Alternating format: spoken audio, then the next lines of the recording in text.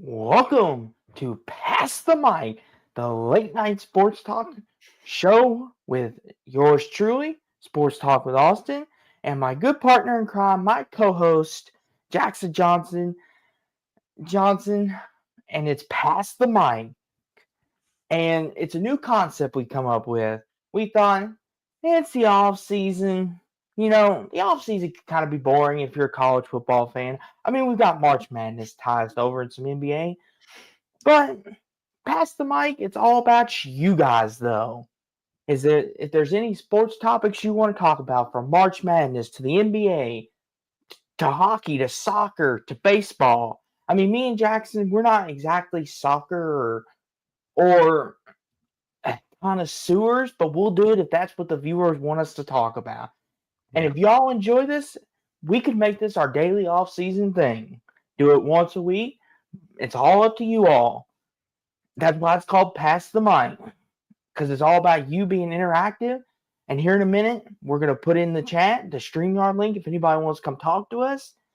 And we're just going to talk about all the daily things going on around us, from, like I said, college basketball to all the good things.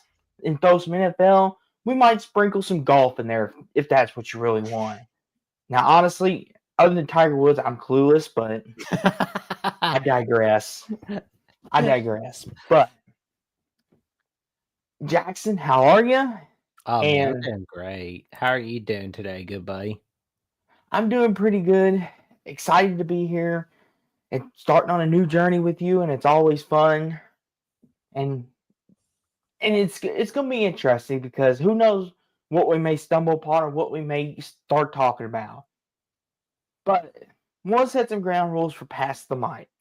This will not be a if I can say this right, a politics show whatsoever. We will not tolerate that around here. We're gonna No stay debate, in. no Go debates ahead, about Jackson. politics, religion, or the Great Pumpkin.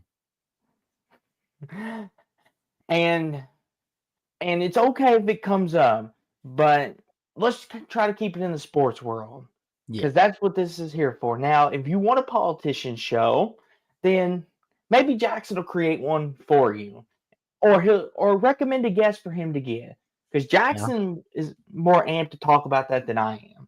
I try to stay away from politics because it's bad, but Jackson, he might. You never know. I'll likely be getting some. Don't know. Not politicians, but probably like politicians on the rise or like content careers on the rise, stuff like that. That's funny, hummus. I love it. And he says, and Hummus Hero, thank you for being here on Pass the Mic. He says, well, some say the Great Pumpkin is a politician figure, but I don't know. And he says, I want to hear some Bob bobsledding skeet shooting shooting. talk. Oh, Lord, Hummus. Okay. Um, Give me a second to brush up on all that. And he's giving us a, hey, what's up, Hummus? But this is our new show, and if y'all like it, make sure y'all hit the thumbs up, like, comment, and subscribe for both of us. Lets us know that you like it. And who knows? Like I said, we may make it a routine thing during the off season if y'all enjoy it that much. Kind of a new idea. Go ahead and want to add something, Jackson? There you go. We got some fun topics, and it's gonna be a wild ride like always. Mm-hmm. And either me or Jackson will put the StreamYard link in for you as well, because this is what Pass the Mic is. And you ain't going to hear us just blabber. We want you in on this too. But I found an interesting list. Lists are always fun. It comes from a certain New York Times. And I kind of wanted to get everyone's thoughts on it to start with, kind of a fun way to open the show. Something light hearted, nothing too hard hitting. And it's kind of going around in circles. And it's college football's top 25 coaches via New York Times.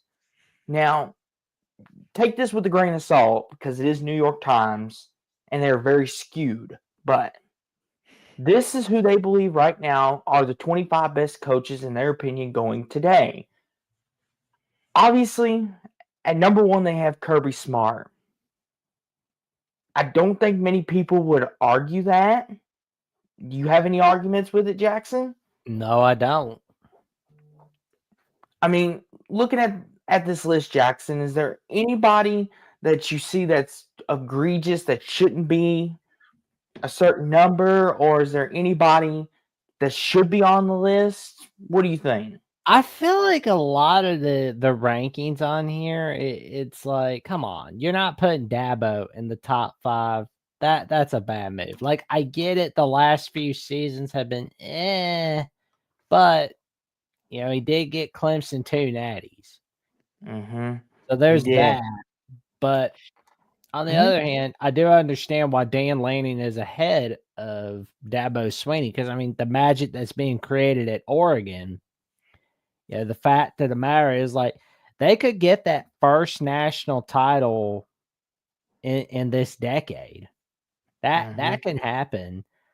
Mm-hmm. Um, I don't see Sharon Moore in the top 25, but I think it's because of his first season. But I Mm-hmm. feel like they're not looking at the 3 games where he was the interim coach. Mm-hmm. That Yeah. they didn't look at that. They were kind of being they were doing their intern was not doing a good enough job doing the research. Mm-hmm. But Lance Leipold being ahead of James Franklin, I love Leipold, but let's not put Leipold in the top 10 just yet. Let's Mm-hmm. not put him above James Franklin. I get it. Penn State's losing Ohio State constantly, Mm-hmm. but guess what? Ohio State's been losing to Michigan the last 4 years Mm-hmm. and stop them from winning a natty. I mean, that's why I Mm-hmm. see Ryan Day number 2 under Kirby Smart. Mm-hmm. Uh, I feel like Penn State, I'm not saying it will happen, but I'm saying it feels like they're going to fall short yet again against Ohio State. Then people are going to be talking about how James Franklin should go, do everybody a favor, and leave State College and all that crap. And then what'll happen is you see Penn State get to the natty. Then they're going to be like, oh, so that meant nothing? It's like, oh, we're not mad at James Franklin anymore. We almost won it all. Mm-hmm. Yeah. It's like Yeah. Brian Kelly. My criticism with him is that he can't win the big game in the postseason. His teams never win the big game in the postseason. Cincinnati, they couldn't win the Orange Bowl against Virginia Tech in the 2008 season. They couldn't. They could beat Florida in 2010 Sugar Bowl, but I mean, Florida had like 5 stars. Cincinnati had like what, a bunch of 3 stars.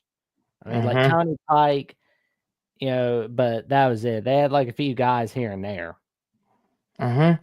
And I'll say this too, Jackson. One that sticks off the page to me is Jonathan Smith down there. Mm. What is, I would like to know what they're basing this criteria off of. And like Cummins says, where's Brett Bielema? I would like to know that too. I mean, Like who wrote that? Like from the New York Times. Like I want to know the writer of that article. mhm. Well, and here's the thing too, Jackson. As much as you dislike Brian Kelly, even you have to admit Kurt Signetti being ahead of him after 1 year, like even you have to admit, That's Jackson. throwing the cart in before the horse. I agree, because it's like I love what Cincinnati's done with James Madison, and I love the magic he's creating at Indiana. But I feel like we got, as to your point, we have to see a couple more of these seasons from Indiana for Cincinnati to get to that point. Mm-hmm. And they got to win They got to win the big postseason games. Then he's Mm-hmm. real. Then I can really go, yep, Sydney's better than you, Brian Kelly. Mm-hmm. Well, and the thing too is looking at this list. Here's the thing. I'm okay with a lot of it, but the thing that irks me, another one, Matt Campbell ahead of Marcus Freeman after the year Marcus Freeman had. What exactly are they looking at? That's what I would like to know. What are you looking at, New York Times? Are you looking? Well, I was looking at who the writer who wrote that article, Mm-hmm. and it's the Athletic that's owned by the New York Times. Guy's name is Bruce Feldman. Mm-hmm. And Marcus Freeman is 10th because of that turnaround, that turnaround in 2024. If Mm-hmm. they lost Northern Illinois, one more game, they're out of the playoff race. They lose. They dominate everybody off the ring. Mm-hmm. And I think that playoff race to the Natty, I I have to admit, That that is good enough to be in top 10. I mean, it's like you with Jackson, that not to cut you off, but that's not what bothers me. Look who's ahead of him, Matt Campbell, and I mean don't disrespect to Matt Campbell, but Marcus Freeman just went to the national title game. yeah. That was my gripe. I have no problem with him being in the top 10. He's absolutely earned it after this year. I got no gripes with that. It's him being behind Matt Campbell, who I get is doing a fabulous job at Iowa State, taking them to their first Big 12 title game in history in a long time. But Marcus Freeman almost won the whole thing this year. Well, here's what Mr. Feldman is basing it off of. Iowa State only had one 8-win season from 1979 to Mm-hmm. 2016. But since Campbell has been the head coach, he's gotten them to their only top 10 finish in 2020. And he's always having them in the top 25, contending for the Big 12. I mean, nobody else has had that. I mean, Iowa State has not won a conference title since 1912 in the Missouri Valley. Mm-hmm. If any coach can get Iowa State to a Big 12 title, it's Matt Campbell. Mm-hmm. Well, and oh, go ahead. Because, and I think honestly, it's like you win a big game at Notre Dame, you're supposed to, Mm-hmm. but you're winning like big games at Iowa State. It's magic. Yes, you're going So to I be think remembered in history. exactly, and you get like the kisses from the cheerleaders for it. Mm-hmm. Now, I will have to say this, Jackson. Kalen DeBoer at number 4. What do you think? Agree, disagree? Give me your honest I'm take. all right. I'm all right with it because I mean, like, I love what he's done with Fresno State. Love what he's done with Washington. And I love what he's going to do at Alabama. I mean, Mm-hmm. 2024, I get it. That was a bad year. That was a bad year. 9-4, not a good year by Bama standards. But Mm-hmm. 2025 is going to be a way better year because he's going to have Ryan Grubb as his offensive coordinator again. It's like Batman and Robin. You know you're going to see a dynamic duo. Although Mm-hmm. Although I'm kind of wondering if we should compare it to like the 60s Batman and Robin or the 90s cartoon version of Batman and Robin. But that's another discussion for another day. But yeah, Mm-hmm. like I love what DeBoer's doing in Tuscaloosa. He's going to Mm-hmm. be all right. Mm-hmm. Lanning, number 5, again, he's doing a It's- tremendous job at Oregon. Love what I, he's doing with the program. I love Leopold, but 7 is an overreaction. like looking at this list, Jackson. I mean, Kirby, Day, 1 and 2, no arguments. Then I feel like you've got Sard, DeBoer, Lanning, Dabo, Leopold, Franklin. Then it's kind of like like 3 to 10. You could kind of make your own case for where everyone should go.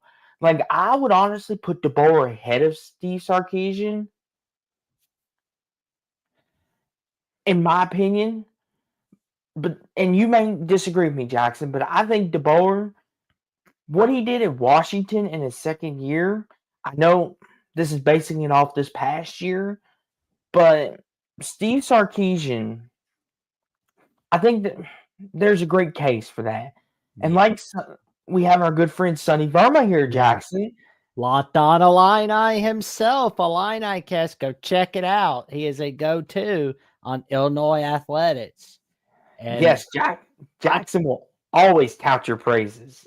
He's like a robotic machine. But go ahead, buddy. Go ahead. But yeah, like I agree with this. Like, what more does Bielma have to? It's like I feel like Feldman has not looked at Bielma's record at Wisconsin. Mm-hmm. And I get that the Arkansas era left a bad taste in several people's mouths, Mm-hmm. but Arkansas firing Brett Bielema is like the equivalent of the Lions firing Jim Caldwell. They threw the baby out with the bathwater too quick, and then they replaced it with Chad Morris, which that was even worse. I mean, you're Mm-hmm. getting smacked off the face of the earth by Western Kentucky, smacked off the face of the earth by Colorado State. You didn't get that with Brett Bielema. And Illinois is now winning ball games with Brett Bielema. Mm-hmm. You want Brett Bielema as your head coach. I know Mm-hmm. I do. I mean, it's like he's going to get me some wins, that's for sure. Mm-hmm. And another thing I have problem with this list, Jackson, is Kyle Whittingham at 14.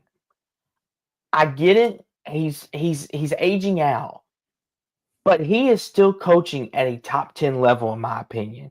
And that's just my opinion. You may disagree, and the chat may disagree. But what he has been able to do at Utah cannot be understated. The fact that he was able to get Utah to 8-4 last year without Cam Rising and being binged up, danged up, injured all over the place, and the fact that they were still had a shot to win the Pac-12 in its last year with not even a complete team healthy. I think Kyle Whittingham should be in the top 10 in my opinion. And I agree with you. Brett Bielema, I don't know what more he has to do. I know he had the one-off year. And Jackson, we all remember everyone was ready to throw the baby out with the bathwater, as we like to say, after that one down year. Everyone's like, oh, Bielema can't coach. Bielema's a bad head coach. Illinois needs to fire him. And it's like, guys, chill. He lost an all first round corner who went top 10, may I add you. And he lost a lot of other pieces around that too. A lot of coaches would take a step back. I feel like Jackson that some people get spoiled by what we've seen with Nick Saban because you all have replaced Yes. talent like Way snippety. too spoiled. I feel like some fans have got way too spoiled. And it's like I feel like if some of them read the histories of their teams, they won't be as spoiled. Because let's be honest, Jackson, I like Brett Bielema. I think he's a good head coach. I think you can make a case he's a great head coach because he, believe it or not, Jackson, gets the most out of his teams. Kind of like Kyle Whittingham, like we're saying. And like kind of go down this list, right? Like John Sumrall, okay, he had one really good year at Tulane. Let's see what else he can do. Jonathan Smith, he had a year. Willie Fritz, like those three, I need to see more of. Rhett Lashley, him at 22. What do we think about that, Jack? Well, go ahead. I think he needs to be higher than 22 because I mean, like the magic that SMU made in their last season in the AAC was huge, and the fact they got to the ACC title was pretty good. I don't really think anybody's expecting them to win a playoff game. They just want to see if they can be the Texas team that runs the show in the ACC, kind of like how TCU was running the show in the Mount West when it was 2005 to 2011. And where is Sonny? I think honestly, going 5-7 and 8-4 after your first year at TCU getting smacked by Georgia, that's enough to knock you out of the top 25. And like Hummus said here, is this list who has the best resources, who gets the most out of their team and builds the best program? It has identity issues. Yeah, it does, because it's kind of all over the place. You've got Signetti ahead of Brian Kelly.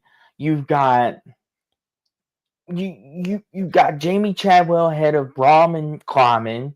You've got Smith and Fritz on here. It's kind of one of them, and that's why I brought it up to kick off the show, because I want to get your all's take on this, because was one of them trending topics. And as you can see, it's very controversial because there's a whole lot of head coaches we could put on here. I Yeah. could make a great case, Jackson.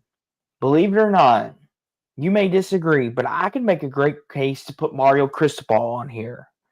Oh, wow. Well, he is the only guy to ever get Florida International winning. And yeah, he did get Oregon a Pac-12, a few Pac-12 titles. Mm-hmm. And yeah, he did get Miami close to the AC title. But then on the other hand, his problem is his teams win games that they shouldn't win and they lose games that they shouldn't. Example, they pissed it away against Georgia Tech. Yet again, 2024. They forgot to take a knee 2023 against Georgia Tech. 2024, you come up short of the AC title game by Syracuse just knocking you down on your butt in their own backyard while people watching Alabama Auburn. Mm-hmm. I mean, overall, Jackson, this is a very flawed list. I'll say this: 1 and 2, I think most people would agree with, but 3 all the way down to 25, we can have an argument about. I mean, Kirk Ferentz at 16. Do you think that's a good ranking for him still? Has Kirk Ferentz warranted being 16, or do you think he's should be on the lower half, Jackson? Honestly, I don't think Kurt Ferentz really cares. He's just wanting to get through the next couple years, retire, because Fran McCaffrey got phased out. He's gonna get out before he gets phased out. But no, in all seriousness, you can rank him wherever the heck you want to. Just don't. But like top 10, He's a good head coach. he He is. is a good head coach. But is he top 10? I don't know. And that's one of the things That's up too. to you, chat. Yeah, that's up to you. I mean, listen, Jackson, we always talk about it, but look at LSU Ole Miss. Ugh. Brian Kelly and Lane Kiffin. Remember back last year we had an argument about that. Brian Kelly and Lane Kiffin, and this lesbian New York Times is even telling us that they're neck and neck. Now, Oh how much man. do you want to value their opinion? I don't know. But and Hummus Hero makes a great comment here. I'd have Heupel higher. What do you think, Jackson? Because you've been the biggest Tennessee doubter since we've started doing this, since you've been doing this. I think in order for Josh Heupel to be higher, because I mean, look, Josh Heupel has done amazing things with Tennessee. I will not lie. They snapped the losing streak against the Alabama Crimson Tide on October 15th, 2022. Mm-hmm. They've put Bama in their place in Knoxville. But one thing he has to do is make sure that Tennessee, we'll get to Lincoln Riley in a minute. What Tennessee has to do under Josh Heupel, for Josh Heupel to get to that top 10 echelon, is for the Vols to end the losing streak in Gainesville, Florida against Florida this season, and for Alabama to end the losing streak but in Tuscaloosa. Tennessee has not beaten Alabama in Tuscaloosa since 2003, where that matchup went to 5 overtimes. The last time Tennessee beat Florida in Gainesville was in 2003. That has not been accomplished by the Volunteers ever since. Mm-hmm. Now, Tennessee also has to do is beat Georgia. I feel like also if they can end the losing streak in Gainesville and Tuscaloosa, or one of them or both locations this season, Heupel has a case to be in the top 10. Now Mm-hmm. Tennessee also has to win the big games in the postseason. Win a playoff game or two. You're good to go. We're not asking for Heupel to win a natty. Hell, I don't think they're asking him to. I don't even think they're asking him to end the SEC title drought, which dates back to '98. But Yeah, still, I mean, here's the thing too, Jackson. We'll get to your comment here in a quick second here, Trojan Fight. But I want to throw a shout out in here. Where's Mike Elko? I'm tired of this disrespect. I'm gonna be. Here's why. Here's why I think that he's Okay. only been a head coach 3 years. That's That's why. fair. That's fair. Okay. Because Jackson, I know, and you can vouch for this more than anybody since we've started doing shows together.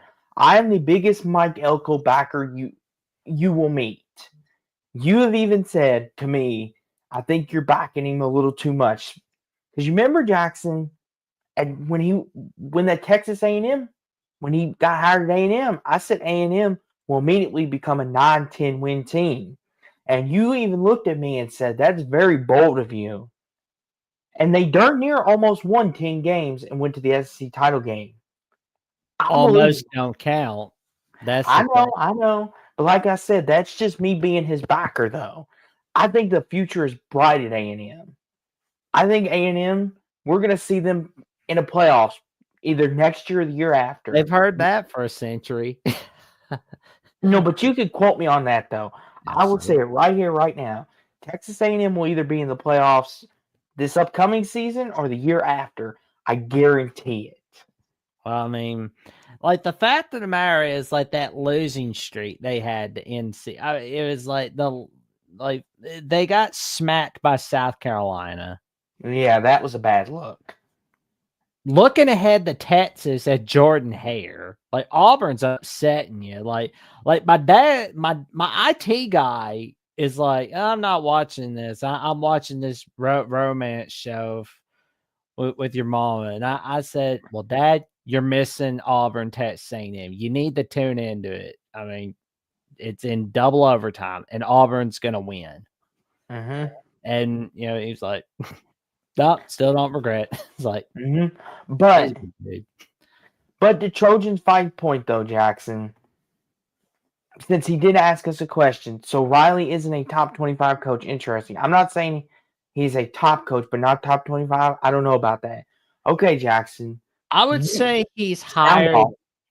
I would put him higher than Fritz and Chadwell and Lashley and Smith. But I think I know why he's not in the top 25. It's what's going on at USC. Mm-hmm. I think that's why. Like the last few years, like 2022, they came up short of the Pac-12 title against Utah, Mm-hmm. blowing the lead against Tulane in the Cotton Bowl at the Jerry Dome. 2023 being an overall disappointing season. 2024 being an overall disappointing season. That has knocked Riley down a few pegs. Mm-hmm. I hope he can do well at USC, which, I mean, he's a good coach. Mm-hmm. He just has to let everybody do their work, which all he's got to do. And I mean, he did a fantastic job at Oklahoma. And I mean, like, for those who really want to do a deep dive at his career, I mean, he was a great right-hand man for Ruffin McNeil at East Carolina. Forget about Bob Stoops. He was fantastic at East Carolina. And then he was doing fantastic work helping Bob Stoops reinvent himself in 2015, 2016. And then, like, Bob Stoops retires out of the freaking blue June 2017. He's like, you know what? I'm passing torch to you. Take the baton, Lincoln. And then Coach Riley gets him close, but no scar in the Rose Bowl. But all the same, they ran the Big 12 like it was their playground. Mm-hmm. And I gotta say this, Jackson, to kind of put our closing thoughts on this, because there is other topics out there, and I've got a couple that I'd like to discuss. Is there any other coaches you can think of that would have made this list better, or any critiques, or I think I've said my piece. You know, there's a few other I feel like Boise State's head coach should at least be in the conversation, but I think it's because of the fact that it's his first season. Mm-hmm. Yeah, like Spencer Danielson. I I hate that he's not in the top 25, but I completely understand why. He has not had a lot of experience. That is his con, but his pro is the last few games they coached in 2023, where he became the interim coach, led him to a Mount West title. Mm-hmm. And 2024, Boise State's bringing that magic with Ashton Genty. Mm-hmm. And Stevie G says Mike Gundy should be on the list. I can agree to that. I mean, like, honestly, I can understand why it's like that 2024 season left a bad taste in everybody's mouth. Mm-hmm. Yeah. And Hummus says this list is largely what have you done for me lately? Yeah, and that's what sucks about the world that we live in today. Is don't get me wrong, I think a lot of these coaches are very good. I would say you could make a case for I think 1 through 20, and then after that, like listen, this may be me being a little biased, but I think Jeff Brom, I think you could maybe sneak him into the top 15 because and Jackson will even tell you this from firsthand. I didn't believe in him when we hired him. Mhm. Jackson will be the first one to tell you. He told me, he was like, Austin, listen, you're going You're to be gonna be happy with really Jeff happy. Brom at Louisville. Look at what he did Purdue. Do a little, like you've seen it just as much as I have, Austin. Louisville's they're going to be competing for the AC under Jeff Brom. They might even win a title game. Yeah. And Jackson, I've told you multiple times and I've given you credit and I have no problem. You were right, good buddy. Louisville's in a better place now than we once were before. And that was something that I made sure to tell Mark Rogers on October 7th of 2023 when Mark at the Voice College Football held the post-game call-in show for week 6 of the 2023 season. I was like, I mentioned where I was like, I told Austin, in those numerous phone calls we've had on Discord, like off air, I was like, you're going to be very happy with Brom. He worried so much about like, oh, Satterfield left Louisville for Cincinnati. He's like, yeah, well, Louisville dodged a bullet. Cincinnati's going to be the ones crying. They just don't know it yet. They're sitting there laughing their butts off. Louisville's going to have the last laugh, especially when they snatch Jeff Brom from Purdue. They're going to be happy. You're going to be happy. Cincinnati's going to be crying. That I can guarantee. And Mm-hmm. so far, I'm looking like I'm right on my assessment. Hey, And, I'm cool with it. As you can see, I got there the you go. apparel on now. But And like Jackson, Cincinnati, with Satterfield, as long as they have him, they're gonna be doing cartwheels over 6-win seasons for this year or like a 7-win season, and then they're gonna get tired of it. They're gonna be like, hey, where the hell's the standard we had with Luke Fickle, Brian Kelly, Mark D'Antonio, and oh my god, like where's the standard we had before? Oh, we're mm-hmm. not getting it with Satterfield. He gone. Mm-hmm. They're gonna be talking about that at some. That conversation will be coming. You Mm-hmm. wait and see. And Jackson Trojan fight makes an interesting comment here. He thinks DeBoer is too high. Now, Jackson, as the Bama man here, do you want to defend Boer? DeBoer, excuse me. Let me say that right. DeBoer, you want to defend him or do you agree with him? I like DeBoer at 4, but to those that feel like DeBoer shouldn't be in the top 5, well, I mean, I can understand that. Plus, it provides motivation for him. He's sitting there thinking, nah, I don't care about what rankings have to say about me. I want my teams winning. Mm-hmm. And Ace Rob says, crazy how far Lincoln Riley has fallen. Ain't that the truth? Now listen. I like Lincoln. I think he's an offensive genius. I've said that multiple times, and Jackson has too. His problem is he doesn't know how to get a defense. Like That's Yeah. his Achilles heel. Like when we talk about a top 25 list, some people will leave Lincoln Riley off for the fact that he cannot coach a defense to save his life. Like we've seen it at Oklahoma, we've seen it at USC now. And when he doesn't have the quarterback to bail him out, we see what he turns into. And I'm not trying to bash Lincoln Riley. I'm not trying to turn this into Lincoln Riley hate, because I do not hate Lincoln Riley. I don't think Jackson does either. Right, Jackson? You don't have a problem with Lincoln Riley, do you? No. Okay. He hadn't done anything to me. And Trojan Fight says Riley is succeeding now, is pretty much on his assistants. He's brought it in, turn around. And H. Rob says he needs good DC. Yes, he needs someone like who's a good defensive coordinator, Jackson, that you would recommend putting next to Riley in his offensive mastermind. He needs like his own version of Bud Foster, like kind of like how Bud Foster's there for Frank Beamer all those years. Mm-hmm. I mean, like he would need his own Bud Foster at Virginia Tech. Mm-hmm. I mean, not Virginia USC. My bad. Where the hell's my mind tonight? But yeah. There were some firings that we saw, especially today, and it's a funny thing though. Like my guest on the Jet Set, which you're gonna see at 6 p.m. Central Time, 7 p.m. Eastern Time, episode 65 of Jacksonian, found the notification on my phone while I was talking with Ruby Dreyer, the co-host of Ole Miss Live and the production coordinator of College Game Day. We were talking about like we gave like a raw reaction to Troy Taylor getting fired. Yes, because it was like, which I said, you know, like because since that episode is pre-recorded, it'll be like old news by the time it's released. So it's like joking, but I'm all serious, just breaking that fourth wall, just bringing that magic. And it's not even so much about like Troy Taylor being fired that's been like the takeaway.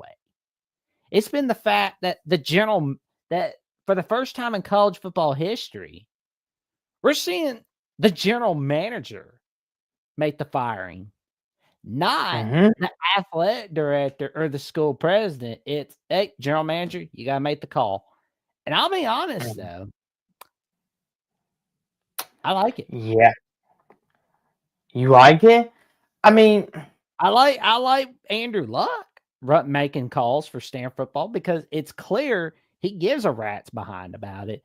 And like the little things some people may not pay attention to, but one little thing I paid attention to was the Stanford Colorado game from 2023. You remember that? Like, not so much about the comeback, but the people that were there. There's not a single true blue Stanford fan except for Andrew Luck. And he was an alumni over there, just watching the game in the stands. Whereas, like, everybody there was like Colorado fans, but they weren't real Colorado fans. I mean, do you really think Cedric the Entertainer could recite the entire 1990 season? No. You think he could recite the 2001 season or what happened in 2007?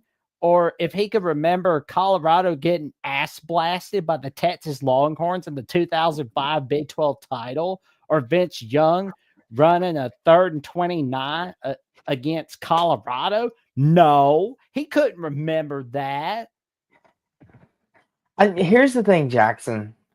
On this topic here, listen, Troy Taylor is, to say he had a rocky career at Stanford, that would be the understatement of the season. Wow. But I really thought after they beat my Louisville Cardinals, I thought that was what saved his season. Because I thought originally they were going to fire him. But then once they beat Louisville, I was like, okay, maybe that bought him another year. Wow. Why is it, Jackson, do you think they made the decision? Do you think? Here's why. I'm glad you asked. Okay, go for it. There are these reports where there's alleged bullying of staff members, female staff members. Like 2 of them said that he was bullying them. So it's like, yeah, he's done for. So it's like, yeah, you can't be doing that. So Mm-hmm. it's like, oh, you're guilty, man. Like, you're out, Buster. It's like, you can't be making a fool of the school. And Mm-hmm. that is a good point that Trojan Fight and Hummus Hero are making. Who would raid Stanford for players? Good point. Because like there's the 30-day period. While you're waiting for a new coach, you can get the heck out. Who knows? Maybe Mm-hmm. Bama could get a hidden gem at Stanford. Mm-hmm. So it's like we Mm-hmm. got a lot of players to watch for. It's like, Mm-hmm. Well, and I'll say this too, Jackson. You know, is this the Northwestern situation all over again to a lesser extent? Not that bullying or sexual harassment is anything to mess with. Both are bad and should be taken very seriously. If he did do that, then good for Andrew Luck for stepping in and making the decision. well, Like we don't condone that, no. but like, is this the Northwestern situation all over again? Well, I'll be honest. They're not getting Pat Fitzgerald.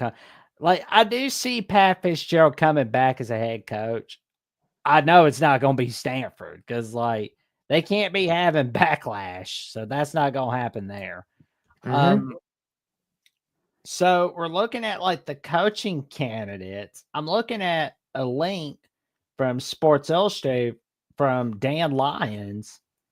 And he says that Pat Hamilton, the Maryland offensive coordinator / quarterbacks coach, is a candidate as the head coach for Stanford.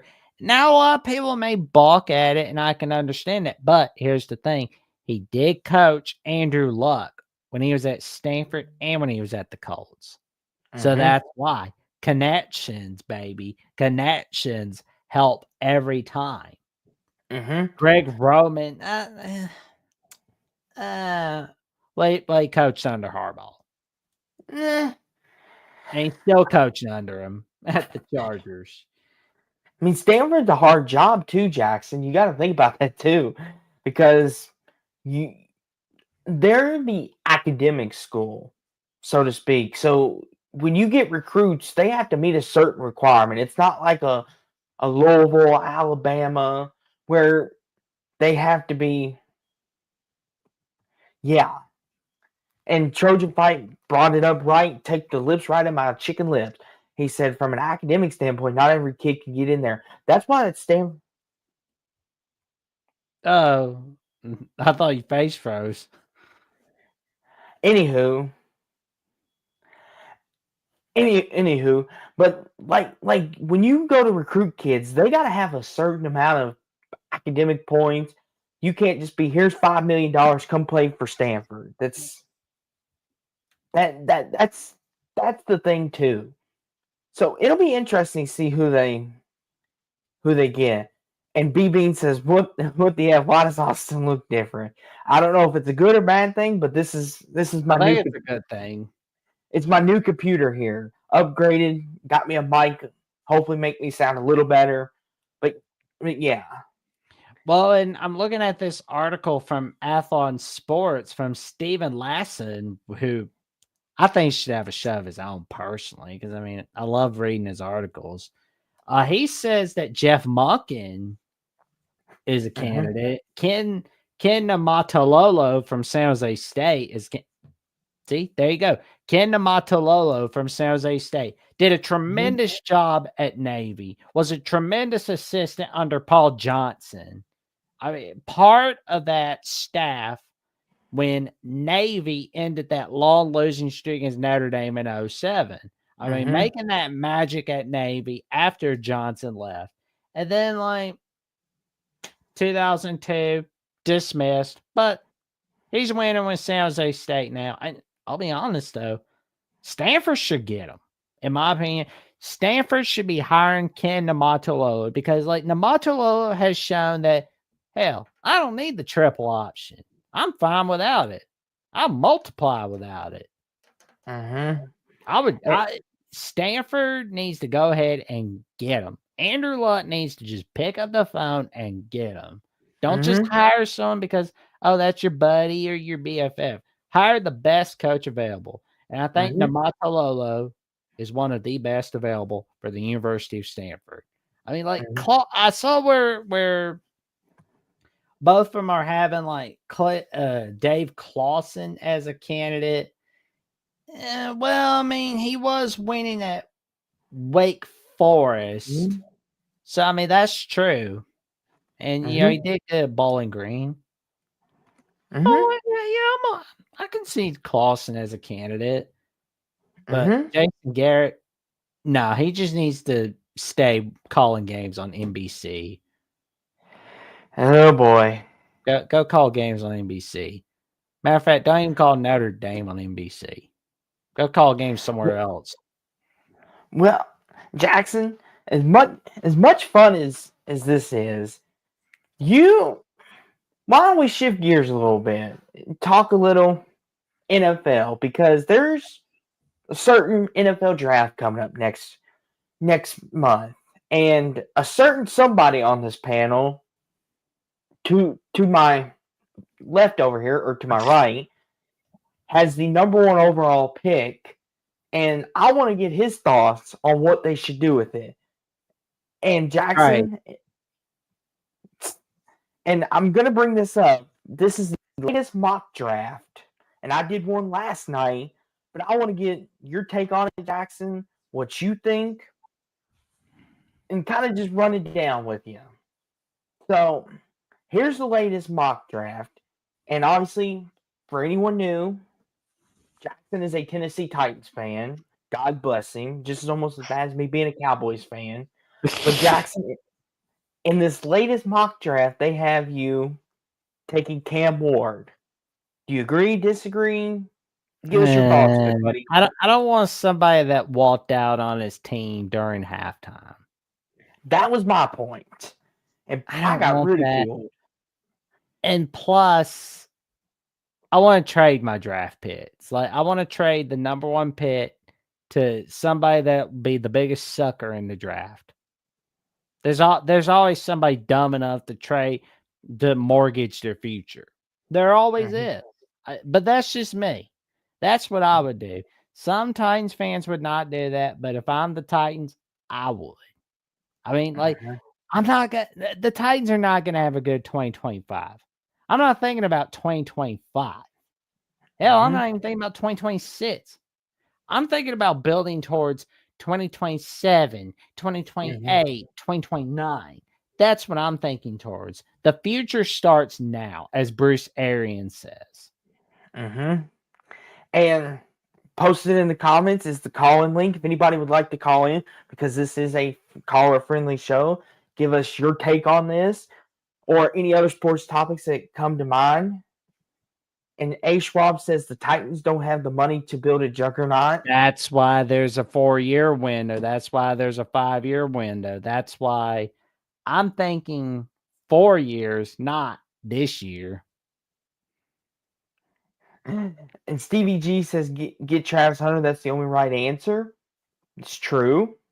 And he says Jackson quitting is in now. This generation does not care. My problem is not Ward quitting the game or not playing. It's the fact that he didn't give anybody a heads up.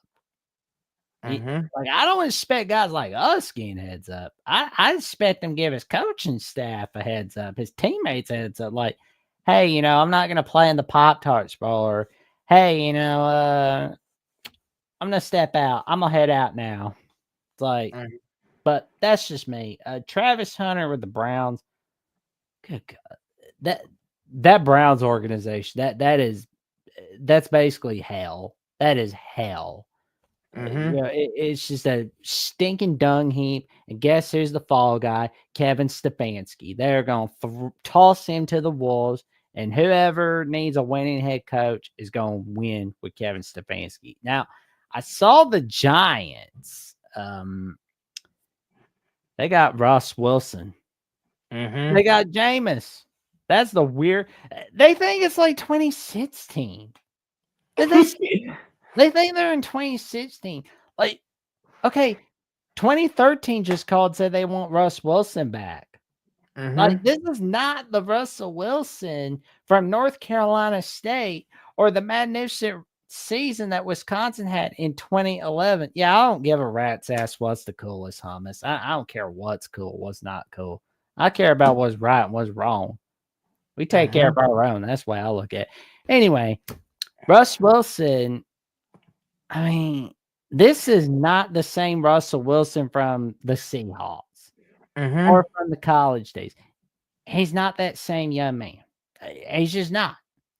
Mm-hmm. The Giants, I don't know. Honestly, Here's the thing. Here's my question. The Steelers, they're kind of just like, what we do now, Scoop? Are we drafting a QB or are we signing Aaron Rodgers?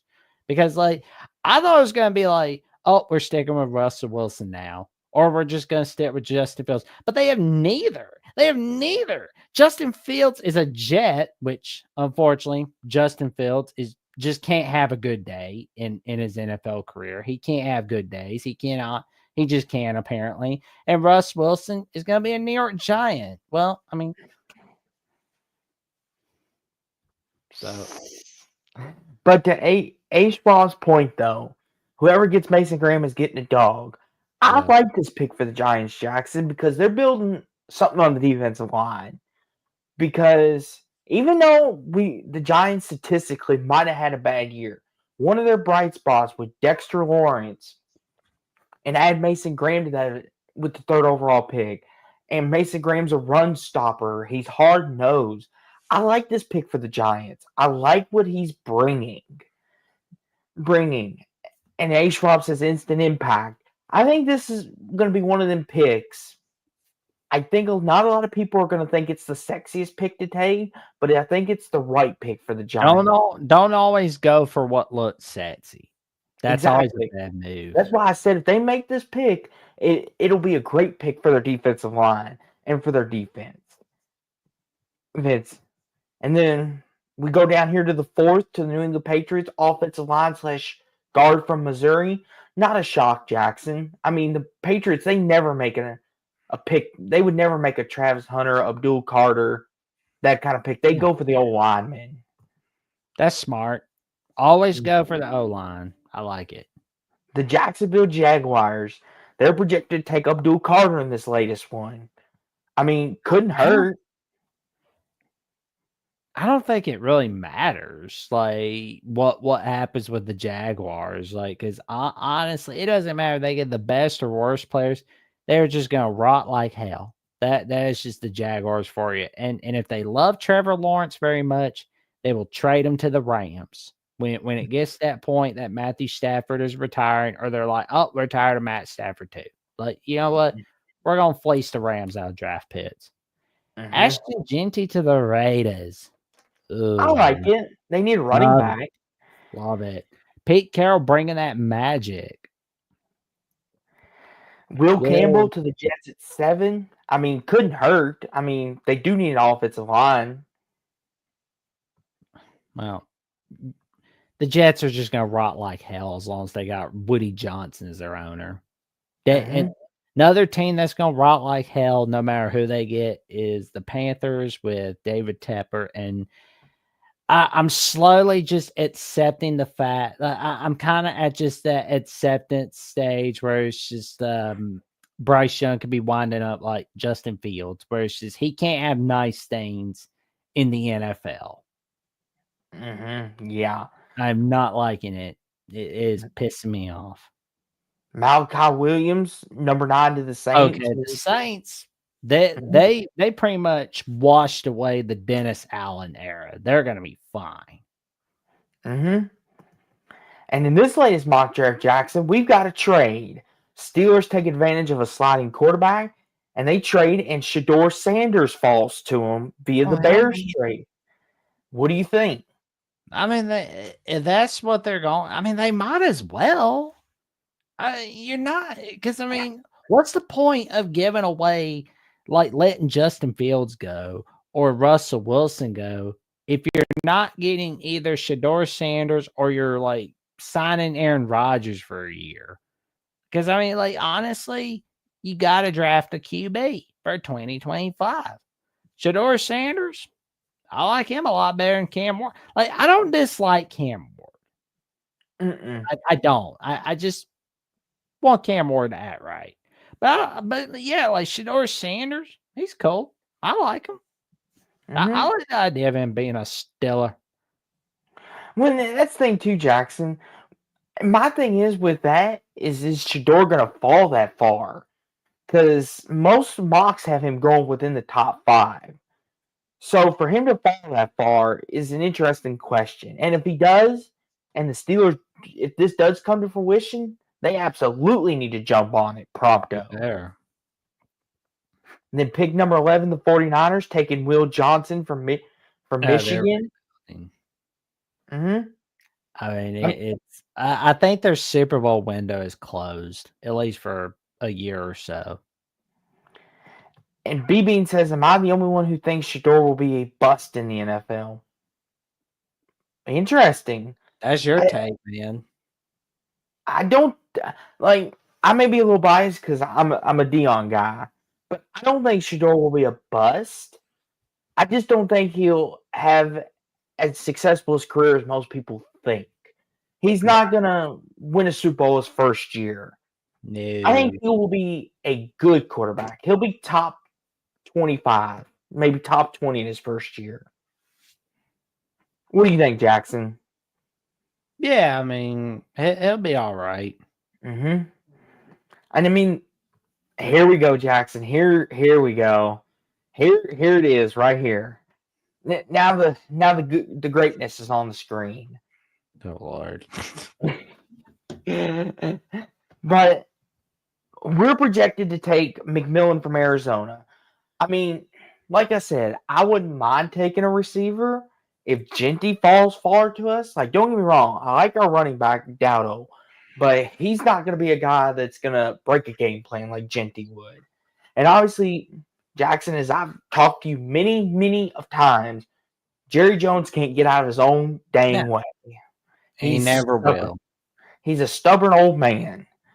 Well, yeah, because I mean, like, old men are just too set in their ways about how things should be. That's how Jerry Jones is. Like, he's way too freaking old to be owner. He should just sell that team to somebody who actually cares about the Cowboys. Like, namely, like you, Austin. He should sell it to you. You know what, Jackson? Just for that, I would let you have a share of it. But as we go down through here real quick, before we get to our first caller, Dolphins taking Josh Simmons from Ohio State. I know Hummus will like that one. Tyler Warren to the Colts, Jackson. Any thoughts on that? Just don't let Jim Irsay ruin him with his drinking and partying and passing out before he makes major decisions. Yes, B-Bean. I realized what I said. Okay? I realized what I said, okay? I got it. You can clip that. Before we get to our next pick, here are a few honorable mentions. Did I do chat? How did I do with the pretty lady impression from Watch Mojo? Oh my gosh. Kenneth Grant from Michigan to the Falcons.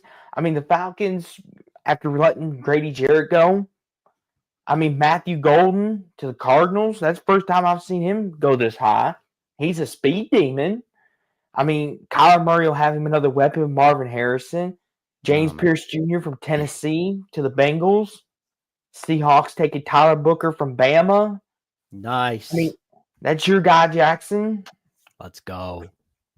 Another Bama guy going to Tampa. Jahan Campbell. No state taxes for our guy Campbell. Hampton sign it, getting the Bronx. Nice. There you go. Got it. Shamir Stewart to the Bears. I mean, oh yeah, there you go. Bears getting some in return with the Steelers mortgaging their future. So it's like, here's the thing: if I'm the Bears, Jackson, take an O lineman, get Caleb Williams an O line for Christ's sakes, and get them some star receivers. Colston Loveland, tight end Michigan to the Chargers. That doesn't shock me if Harbaugh pulls that out. The Spanos family needs to get out of their own freaking way. They're good to go. Packers, Vikings. Let's See Kelvin what they. Banks Jr. I've seen him mocked to the Texans a couple times. Jackson Dart falling to the Rams. Okay. That's pretty cool. I like it. What do you think, though, Jackson? I mean, Well, I like it. The Rams, I mean, he can learn behind one of the greatest quarterbacks ever. Exactly. Ever. I'm not against it, I but would. Yeah, I mean, it's like if I'm a quarterback and I get drafted by the Rams, I ain't gonna be upset about not being number one draft pick. Hell, I'll be happy about lining up behind Matthew Stafford, like just learning from him for a year or so. See what the old man can teach me. That I'd be happy if I'm Mr. Dart if this does happen. yeah, and this is just a mock. I mean, I've heard some people, Jackson, say Dart could go top 15 like Bo Nix. Someone will take a flyer on him. Exactly. I mean, you're gonna have everything you need, and I mean, like the NFC West. I mean, the Cardinals, they're straight up a dung heap. Seahawks, they're recovering from the Pete Carroll era not happening anymore. 49ers Super Bowl window is closed. So I mean, like the Rams, they're gonna be fine. Like the NFC West was the division. Now it's a division. Yeah.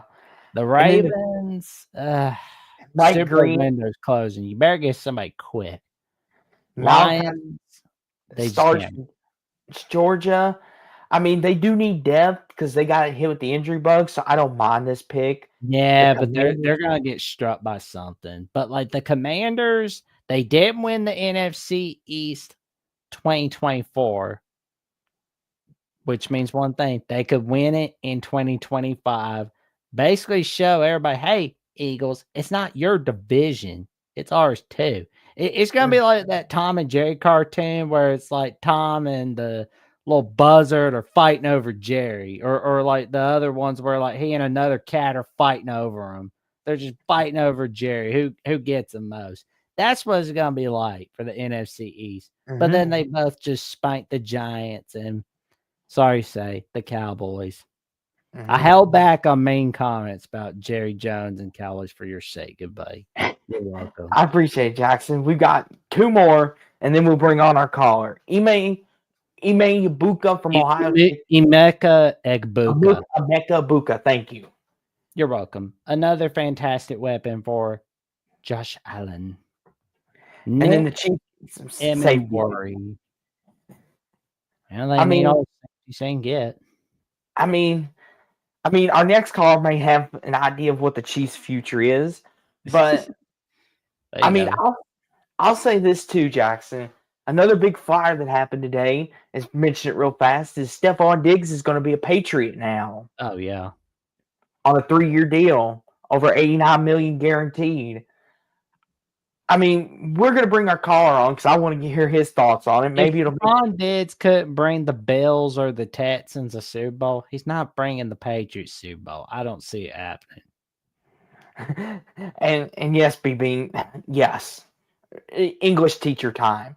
But without that further being said, this is Pass the Mic, and it is time for us, Jackson, to pass the mic to our first caller.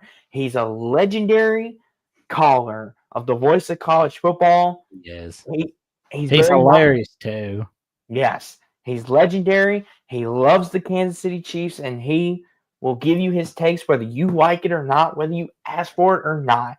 And maybe after you're done talking with him, you'll see things his way. If not, he'll make you see them your way anyway. And that is Darrell MVP. Darrell, welcome on. How are you? And good evening. Good evening to you, gentlemen. You two doing well? Doing all right. How you doing tonight, good buddy? I'm doing good. I am doing good. Man, it's kind of weird being a Chiefs fan and drafting so high in the draft. It's just kind of weird. Normally we're last, and it's just so weird not being last this year. I mean, we're gonna have plenty of picks to go through, bundles of players to choose from this year, unlike previous years. I mean, let me ask you this, Darrell. What should the Chiefs pick from? What O-line, receiver? What you thinking? O-line is by far the biggest need. I don't know if you saw the Super Bowl, but they got destroyed and humiliated. So I'm hoping they beef that up. Yes, it seems the thing though is Daryl. The O line could use some depth, yes, but it also seems you've been hit with the injury bug too. In my opinion, that's what's caused a lot of that. You may disagree. Hey, we don't make excuses. We're supposed to win every game around in Kansas City. It doesn't matter how many injuries or how few injuries. Win every game. That's the goal. 20-0. There you go. And B being Daryl says y'all need a quarterback. So get him, Daryl. Get him. I mean, listen, that's up there with Hummus's comment about Patrick Mahomes not being a top 20 quarterback of all time. It's up there in that stratosphere of take. It's just so beyond our complexities. I can't understand it. oh boy. Oh man. Well, this is the only part of the NFL season I don't like because my team isn't mentioned at all. Like, it's just, oh, well, I got to wait 2.5 hours to watch the Chiefs get their 5 minutes. They just pick somebody and then we move on. Like, I got to watch all these scrub teams that have no chance of doing anything, like the Giants, the Patriots, the Jaguars, the Bears, the Falcons, the Saints, the Jets. I could go on and name like 25. Here's the thing. Here's the thing, Daryl. The Patriots are getting serious now, though. They just signed Stephon Diggs, and I know he's a little on the older side, but he's still a dynamic playmaker. And with Drake May and possibly putting a good old line together, and they have a nice running game, maybe the Patriots can give the Bills a challenge. Yeah, they're only like 2 pieces away from being 2 pieces away. Hey, listen, Daryl, I know. Can you name one other player outside of Stephon Diggs and Drake May? Do you think the average NFL fan can name one other player? No. Probably not. They would be like, who is that? They probably think that Matt Jones is still there. Who's one defender for the Patriots? Nope. No, I don't think anybody can name anybody at the Patriots. Off the top of my head, they got nobody. Christian Gonzalez that they drafted a couple years ago. He's good. I mean, I'll trust you because I've literally never heard of him in my entire life. Listen, I only watch teams that are relevant, okay? I don't watch teams that are in the abyss and the void, just in the circle of trash. And that's where the Patriots are. As Stephon Diggs, all he did was collect a bag and said, I'm not chasing a ring. I'm chasing a bag. And, more power to him. I feel bad because his numbers are going to go down because he's got Drake May as his quarterback, and I'm not a May believer. I don't know what your thoughts are on him, but, he doesn't have that Jalen Daniels or Caleb Williams wow factor of just being so better and elevating a team. You got to give him some weapons. What weapons did the Washington Commanders have entering this year? Like, who? Listen, Daryl. This is what I'm going to say, and this pains me to say it, but Terry McLaurin? Mm-hmm. Terry McLaurin, yeah. I guess. And they traded for Debo, so it's like, yes. Oh. Yeah, that's a good addition. I bet you most people only knew of Zach Ertz entering the year as their only player that was decent. And he did good in the playoffs, but he's older. So yeah. Austin, this is a sports talk show, so we're allowed to talk about other sports, correct? Yes, go for it, Daryl. Go for it. I was gonna ask you, Austin, how does it feel for once again, history rhymes. Louisville 2019, I think it was 2018. It's been so long, I honestly don't remember. First game of the NCAA tournament against Minnesota. Supposed to win, get bounced out. Then 2025, first game of the tournament, supposed to be Creighton, bounced out. What can you tell me your thought process as you were just getting absolutely dominated by a guy named Ryan Koffbringer? Here's the thing, Daryl. I predicted Creighton to win. And when I did my show with Jeffrey, I predicted Creighton to win, and I predicted them to win by 10 because we do not have enough size to match up with a team like Creighton. Yeah. Was I disappointed we lost? Yes. But was I upset? No. Were you Honestly, surprised? No. here's the thing. When Louisville lost, I wasn't that upset. I knew it was coming. We just didn't have the depth yet. And I try to take Jackson's approach on. I'm trying to get better of taking Jackson's approach. Don't get your expectations too high. But in all honesty, Daryl, it's honestly, I'm kind of happy Kentucky's made it this far because I like Mark Pope. He's a good guy. It's hard not to dislike that guy. Just his energy is infectious. Almost makes me want to root for you guys. But I don't want to still because I despise you guys. No problem. I'll pull for Kentucky because I'm tired of those balls. Yeah, nobody likes Tennessee fans. we got nobody likes Tennessee fans. They're just that one strange family member that nobody in the family likes, but they got to tolerate. That's Tennessee fans. And hopefully we beat the absolute soul and well out of them. Tennessee Twitter's claiming this is the biggest game in Tennessee history. Think about that. Every game's the biggest game in Tennessee history, of course. There's a legitimate argument it is. I mean, they've never made a Final Four. They've only made the Elite Eight a few times, and they would beat their biggest rival ever, aka our little brother. He's not just our little brother. That's Louisville. He's our little brother's little brother. That's who Tennessee is. We're gonna have to. We need a golden broom because we got out the regular broom when we swept them 2-0. We need a special broom for a 3-0 sweep. Here's the thing, Daryl. If Tennessee loses, my bracket's busted. I picked Tennessee to go to the championship game. My bracket's dead anyway. I'm sorry, Austin, that you chose Tennessee. That's your own fault. I can't help you. That's what I told them. Listen. Here's the thing, Daryl. Like Rick Barnes, a lot of people want to give him crap. Yeah, he's a choker. I know, right? Here's the thing, though.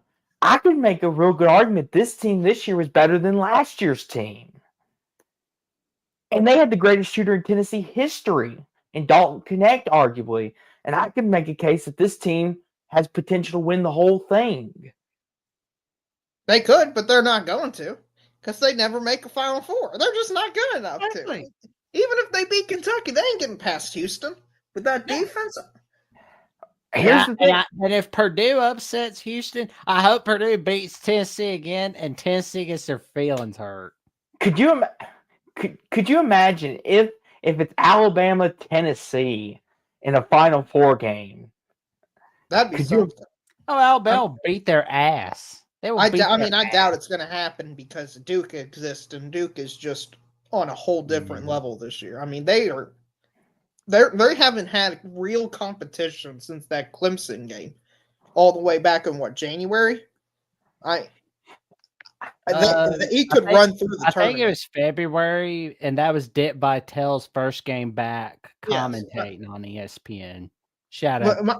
My point is, it's been a while since Duke has even been challenged, and I don't see them being challenged for at least until the Elite Eight, maybe the Final Four. Well, why do you think I'm pulling for Arizona on Thursday night? Yeah, Arizona, they were lucky to even win their game against Oregon. I kind of wrote them off when I saw it was 19-4. I thought, man, Arizona just completely fraudulent team. But then Oregon, just how's Exploring with Ben doing, by the way? Is he doing okay? He's doing all right. He says he never watches March Madness games all that much because he feels like it brings bad luck to Oregon. But I tell him there's no such thing as bringing good or bad luck to your team. It's like you're not going to bring bad luck on a team that you don't like or a team that you like if you're watching them. Or it's like you can't get overly reliant on luck. That's just dumb. It's like, come on. But like BYU Alabama being the first game out of the Sweet 16 lineup. That's going to be high scoring. Oh man, like I'll be watching that game before we line up the call-in show for Alabama channel Thursday night. I'll be like, There we go. We're watching a little bit of that. It was funny Yeah, huh? I was going to say first to 90 wins, first to 100. I mean, Yeah, both those teams can shoot. Yeah, but they don't have defense. Like whoever has enough defense will win that game. Here's my thing.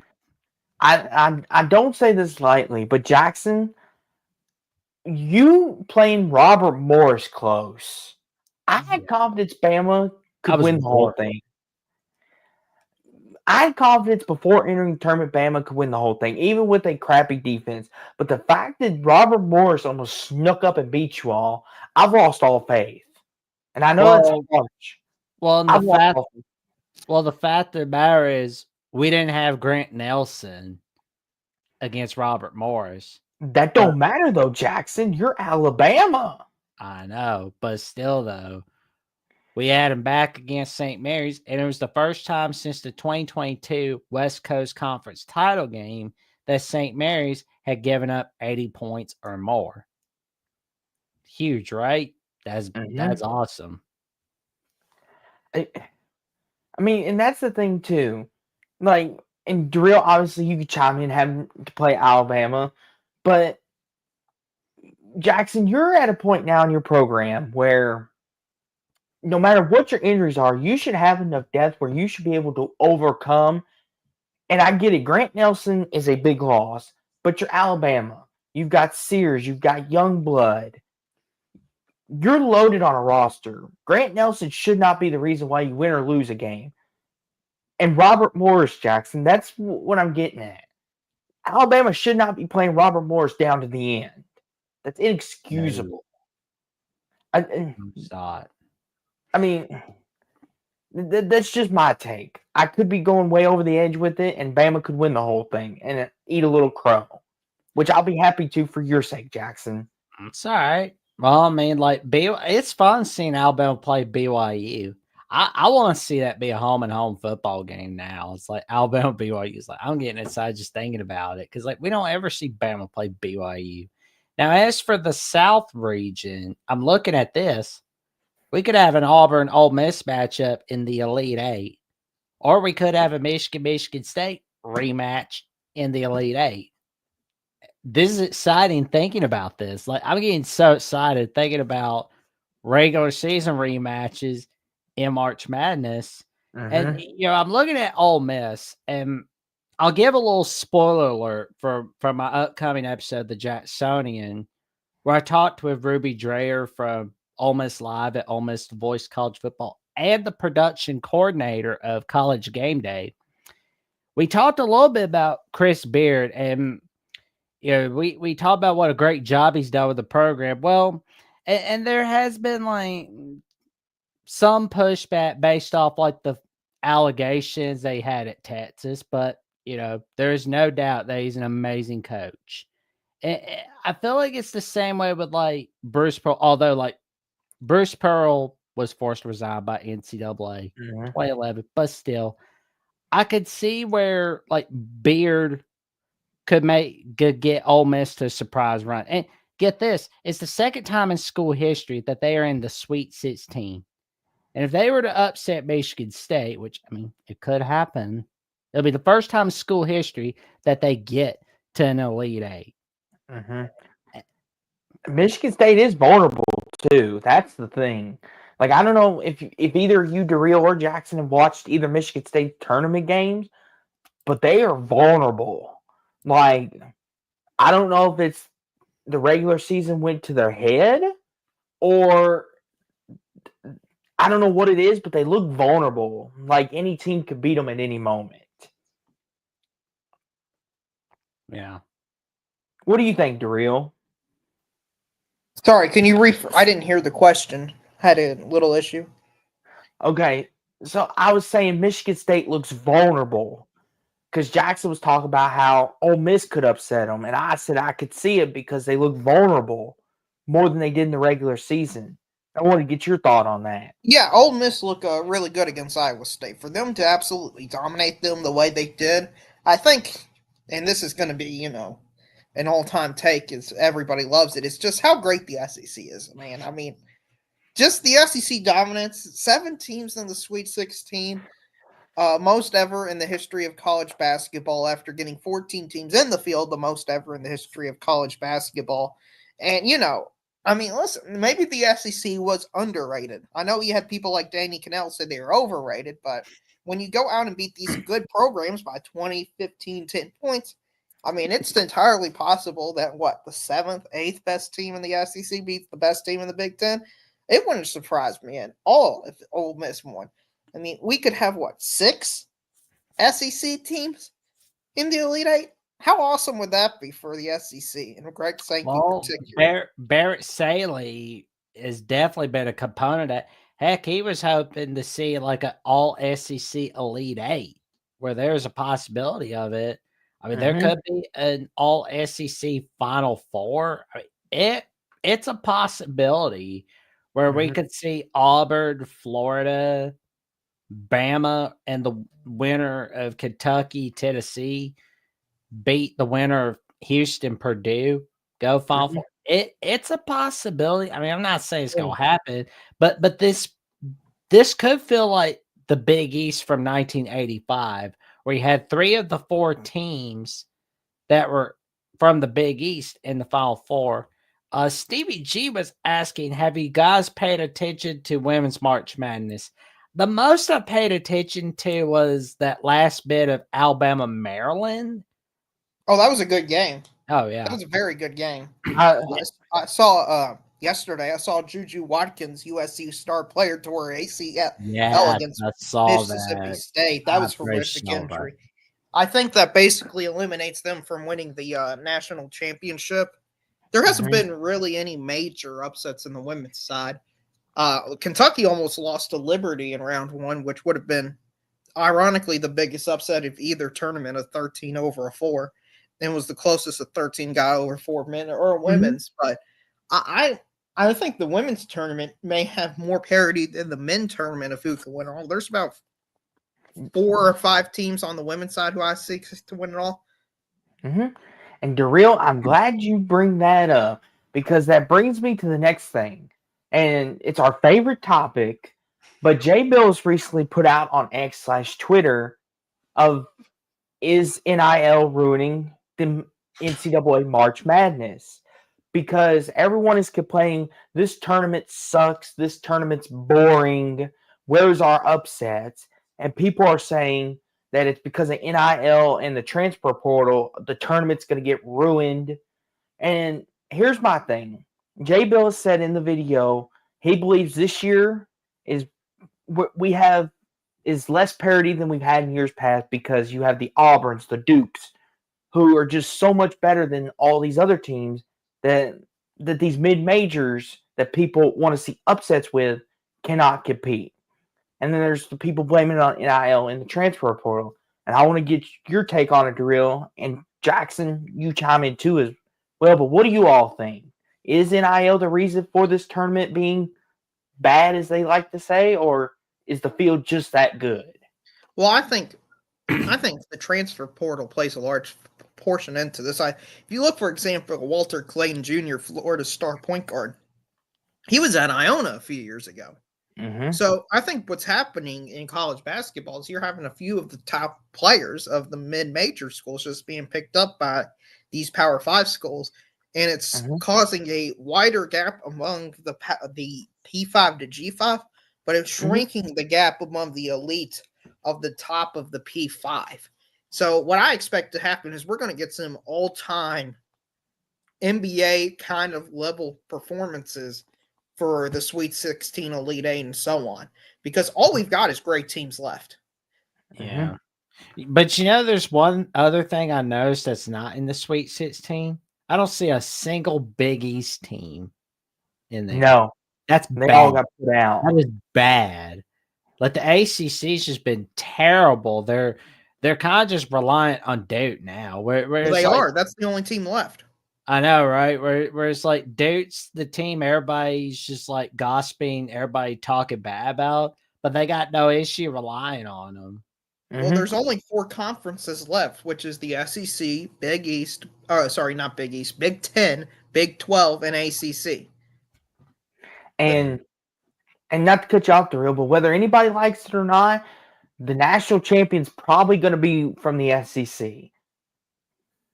Yeah, I mean, listen, they've been the best conference all year. They clearly earned that right. My favorite thing is seeing on Twitter everybody using this big brain galaxy argument that, well, since the SEC had 14 teams, that means they were expected to be gifted spots in the Sweet 16. Hey, you know what's wrong with that? They had to win games to get there against other conferences. If your conference was good enough to beat the SEC, guess what would have happened? These teams would have got completely blown out. And some of them, like Georgia, for example, did get completely blown out because they weren't as good as what people thought. But the good ones, like Tennessee, Alabama, Kentucky, and all them, have just been completely dominant against their team competition and have even beaten better competition like Ole Miss has done. So this SEC being quote-unquote gifted 7 Sweet 16 spots is from people who just, Jackson, is one of my favorite sayings is they hate us because they ain't us. Here's my thing. Like you said, and Darrell, I'm glad you mentioned this. You just mentioned Georgia, right? They played a Gonzaga team who I think that Houston game, I think was one of the best tournament games we've seen. Oh, yes. And I think that could have been a Final Four, Elite Eight type game. But Gonzaga got underseeded, and Georgia was a little more above their weight class. Even you would say that, Darrell, and you just did. Yes. Georgia got exposed. They were fraudulent. Correct. And I mean, that's what happens when you have a team that's not as good playing. If you look at the predictive analysis, Gonzaga is one of the top 10 teams in the country. And the way they played against Houston, I can believe that every bit as much.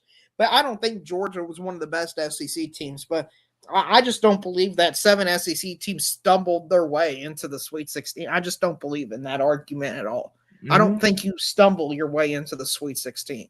Unless if, like, Kansas State, when they were a 9 seed, had to beat FDU or UMBC that one year. I think it was UMBC.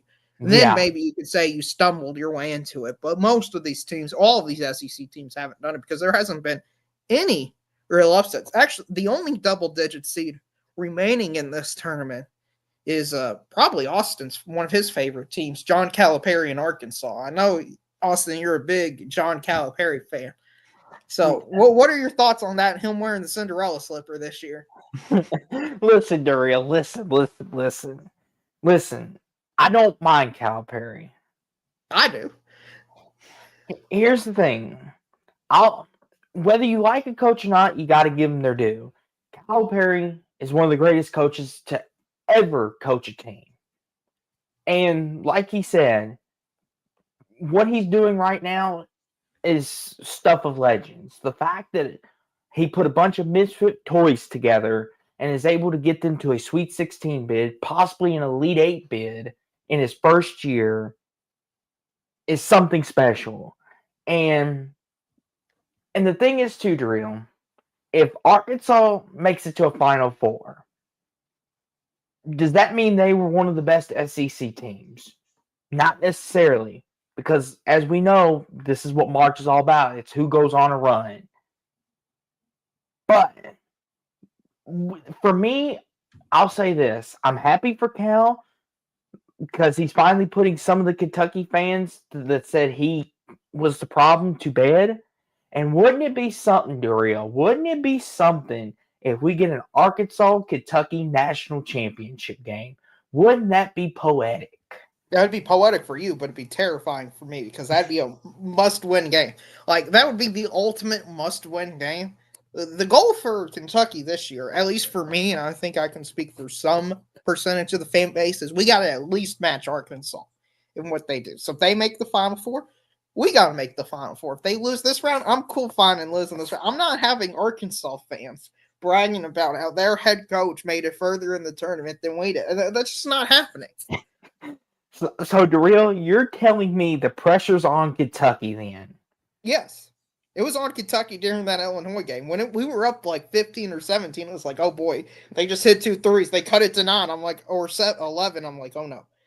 They're going to come back and we're going to lose. I'm like, well, we can't have the coach that we tossed overboard out competing us. You know how humiliating that is? I know, Austin, you're a Louisville fan, so you'd be used to overboarding coach, and then let's say him winning a conference, winning a regular season title, making the round of 32 and further. Louisville's done in like the last 10 years, you know. Listen, Daryl. Listen. I'm happy for Rick Pitino. He won us a national title. I've always got love for him in my heart. He did? Yes, Daryl. Well, contrary to popular belief, whether that title's hanging in the Raptors or not, we still won it. It actually happened. I've got the game footage on DVD. I don't remember this game. I remember them just announcing on the TV it was a bye game. No. We beat Michigan the year they had. We beat Michigan 76-59. It was one of our best teams that we've ever had. Okay. Well, that's weird. I just don't remember seeing that in the record.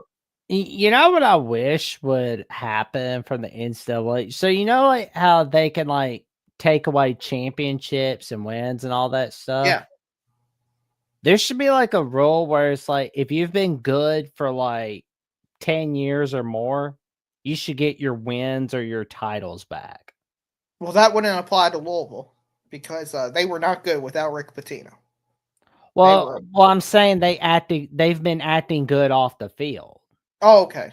You mean like that's what I'm saying. If you've been on your best behavior, you've not had any recruiting violations, you've not gotten in trouble with the NCAA for no, they Louisville, I think, self-imposed a penalty by hiring Kenny Payne as their head coach.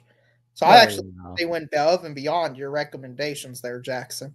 But I was going to ask you, you know, we've got another big brain idea that's being surfaced on there, particularly by Seth Davis, of we've got to expand the tournament to 76 teams because the tournament's not good enough. We need more teams to be in this tournament. We need South Carolina or, you know, I don't know who else, Arkansas Pine Bluff or Cal State Poly Southern. Are there going to be like more group? If there's going to be like group of 5 teams that were left out of the dance, then okay. But they're just putting in more. No. What are you talking about? Group of 5? They don't matter, Jackson. We're going to have all of these teams are going to be Power 5 teams. No, not Power 5. Power 4 teams. Okay, so like Iowa could make, or Ohio State would make it. Indiana would make it. You know, those Oklahoma would be definitely safe in the field, even more safe than they were. Who else was it on the bubble? Boise. Some random Big 12 team. Oh, West Virginia would be in there. Maybe Oklahoma State. Ohio State. Oh, you could lose to god-awful Colorado. You're in, kid. See, we need 15 and 18 teams in the tournament. I know that's what everyone's clamoring for. We want teams that are under 500 to make the tournament. Isn't that right, gentlemen? If you're expanding, you better give us good games. That's what I say. This is like the college football playoffs all over again. The same nightmare's happening again. And listen, Daryl, I was all for him, but I'm with you now. I'm like, no more. Let's not go to 24. Let's not do that. Oh, we're going to 32, Austin. That's what I think is going to happen. We're going to go 32. You're not thinking big enough. Like that expansion stuff. That's what Mike Leach warned against. He's like, oh, well, you know, eventually we're going to be going to a 64 team in college football. It's like, no, don't do that. Please don't do that. Listen, you all aren't hyped if we go to 16 teams that are 4 auto spots. You're not excited to see 5-loss Big Ten and SEC teams making the field. No, you don't want to see. You didn't earn it. You're telling me Ole Miss didn't earn it? Excuse me, sir. They lost to Kentucky, who was 3-0. That definitely earned it on the field. Listen, Daryl, if that's what you're backing this up with, then your argument is invalid to start with. Lose to a team that actually made a bowl game. Then we'll have a conversation.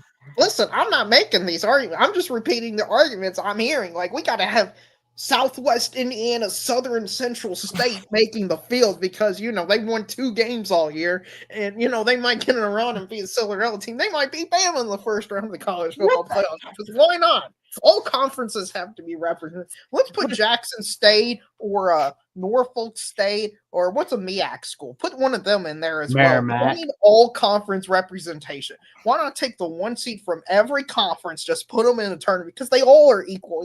Every conference is the exact same. The SEC and the SWAC, MEAC, Conference USA, have Liberty in there.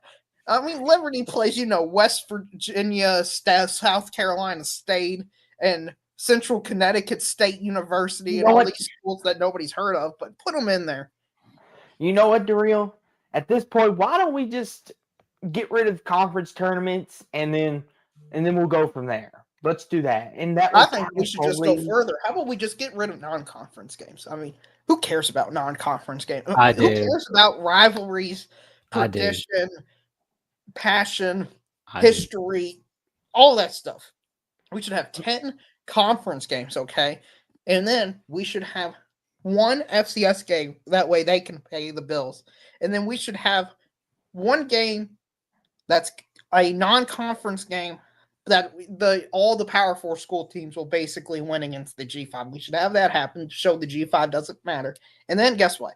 We're going to have a tournament inside the college football playoff tournament where we're going to have 4 ACC schools, 4 SEC schools play. And then you're going to have those games determine who gets into the playoffs. And then you're going to have that tournament as well. Okay, so we're going to have a tournament inside of a tournament. Mm-hmm. Oh, this is what's actually being discussed. It sounds like the plot of a South Park episode, man. Well, and this is what's actually being discussed. Is the future of the sport. And I'm over here like, hey guys, why don't we just go back to like a +1 battle, the no playoffs, because it's the root of all this stupidness. How about we go back to having traditions matter, rivalries matter. I like when conferences, schools are. I like Arizona and Arizona State. Playing in the Pac-12, I kind of liked when Cincinnati didn't play BYU. Why is Cincinnati playing BYU? Why? Could there be 2 schools that have less to do with one another than Cincinnati and BYU? True. I mean, it's like, who'd have thought that'd be a conference game 20 years ago? Nobody. Here's the thing, too, Jackson and Daryl. Here's what's really going to get Jackson going, Daryl, if you want to see Jackson get mad. Florida believes playing Miami and Florida State doesn't matter anymore. Like, you hear people like Colin Cowherd say USC Notre Dame doesn't matter to the sport anymore. And see, Jackson's getting boiled inside. But I've even told him... Jen Cohen giving that pissy non-answer going, well, in an ideal world, USC would play Notre Dame every year. You're saying that you're not wanting to play the game after 2026. That's the nice way of saying it. Like, at least be freaking honest. I mean, like, it's not even saying not playing that is making me mad. It's the not saying it fully. The whole, well, I don't want to say the full thing because I don't want to come off as bitchy and mean. Well, that's worse. This trying to be nice about it. It's like, that's bad. And here's the thing, too. And here's what the media will defend USC with it, is why should they have to travel to Notre Dame? Because that's out of reach. That's too far. Notre Dame, then what'd you join the Big Ten for? Because you're going to... We're out of reach. It's too far. We can't go to Notre Dame. Oh, but we'll travel to Michigan, Maryland, Northwestern. Oh, but we got to be at home for Oregon, Ohio State, UCLA. It's like, oh, my God. Like, listen, Jackson, why do you care about tradition? Like, why do you care about games that happen in... Listen, we're going modern in this whole new age. The grass is greener on the other side. You don't want to see Ohio State play Michigan 4 times every year. Listen, imagine just taking the best game and having them play every game. So why don't we just see Georgia play Alabama, Texas, Ohio State, Southern California, Texas A&M, Oklahoma, Michigan? We'll just have them play all of them every year. Every year. That's basically where we're going with. I mean, this is a complete joke, Austin. And again, this is why I was against playoff expansion, because everything now is not tradition, passion, history, rivalries. It's what can we do to get in the playoffs? Oh, how does this affect our seeding for the playoffs? Oh, how does this game impact our strength of schedule? How does this game? Oh, our quarterback might get hurt in this random game against South Alabama State, and we can't have that. So, we're going to have to bench him. I mean, think about that. This was an actual comment said last year during the season. Indiana should sit their quarterback.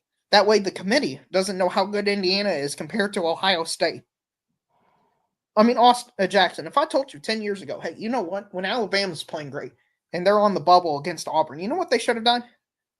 They should sit their quarterback. That way they don't know how good they are against the number one team in the country. Can you imagine me saying that? I would be laughed out of the room, and rightly I would be laughed out of the room for such a stupid take. Oh, yeah. But now it's just like, oh, yeah, that's the smart thing to do. Hey, I mean, it's just so sad. So sad. Well, I'm just ready for the summer to come already, because that means preseason magazines are coming. And here's the thing too, Darrell. Spring games, they're already starting to cancel those. And Jackson has even talked about that. And here's the thing. I've heard the proposal of idea. Here's how they're going to save spring games. And I've seen this idea. And Jackson, you may like this because you've actually suggested this. But some people that I've seen reports said that the spring games should play the P2 schools, the G5s, the Ohios, the Harvards, the Yales. Play your cupcakes. Yeah. And I've seen that, and I've thought, that's not a bad idea, but how's that going to save the spring game if people are canceling? It's just going to be one of them. Why don't they just give them the money and go about their happy way, if that's how you want to fix that? I think that would be a good way to fix it. But, now we got this portal thing where it's like, well, I can't practice because my best player, my second string left tackle, my bolt to a school to get playing time, and just it's all gone so one where you can't even really enjoy there's almost no point in talking about the season until summer, because none of these rosters are finalized, we don't know what's going to happen. It's how you can't preview something in which you don't know what's going to happen. And that was something too, Darrell, that Jackson's co-host of Crimson Tide Live, Johnny Burks, was one of his biggest complaints when they released the SEC schedule. He was like, why are we predicting records right now when we don't even know who the heck's on these rosters and who's going to leave? And which, to a certain extent, I agree with him. Right. How can we predict Kentucky to go undefeated if we don't know who's on their roster? Right. I mean, you may have Alabama's second string running back not be the first string running back, and then he takes off. Yeah. You're going to have a quarterback competition somewhere, and the quarterback is the second. Whoever loses is going to take off. And so it's just like you just don't know. And that's the sad part, is we need a calendar completely worked over, and we need this sport is in so much flux right now, and we got no leader. It's really, I'm worried about where the sport's going in the future, to be honest with you, because I mean, look at Austin School, for example, Louisville. They're projected to potentially win the ACC, I've seen by ESPN, and make the college football playoff. I mean, Austin, let's say you win the ACC. Careful with projections. Like when you're favored in the preseason, you can't let it go to your head. I understand that, but my point is, let's say Louisville wins the ACC, they're 11-2, and then they lose to Georgia by 45 points. I know everybody says, well, Texas almost lost to Arizona State. That means it's wide open. I mean, is it wide open? Do we honestly expect the ACC to compete this year? Does anybody expect the Big 12 to compete this year? Do either of you expect that? The only team that I could see giving anybody a threat would be Clemson. Yeah. And that's very slim.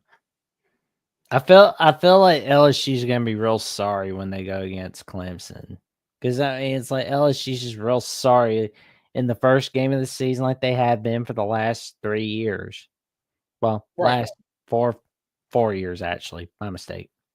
Yeah, I mean, the Big 12, they're a clusterfuck of who can win that thing.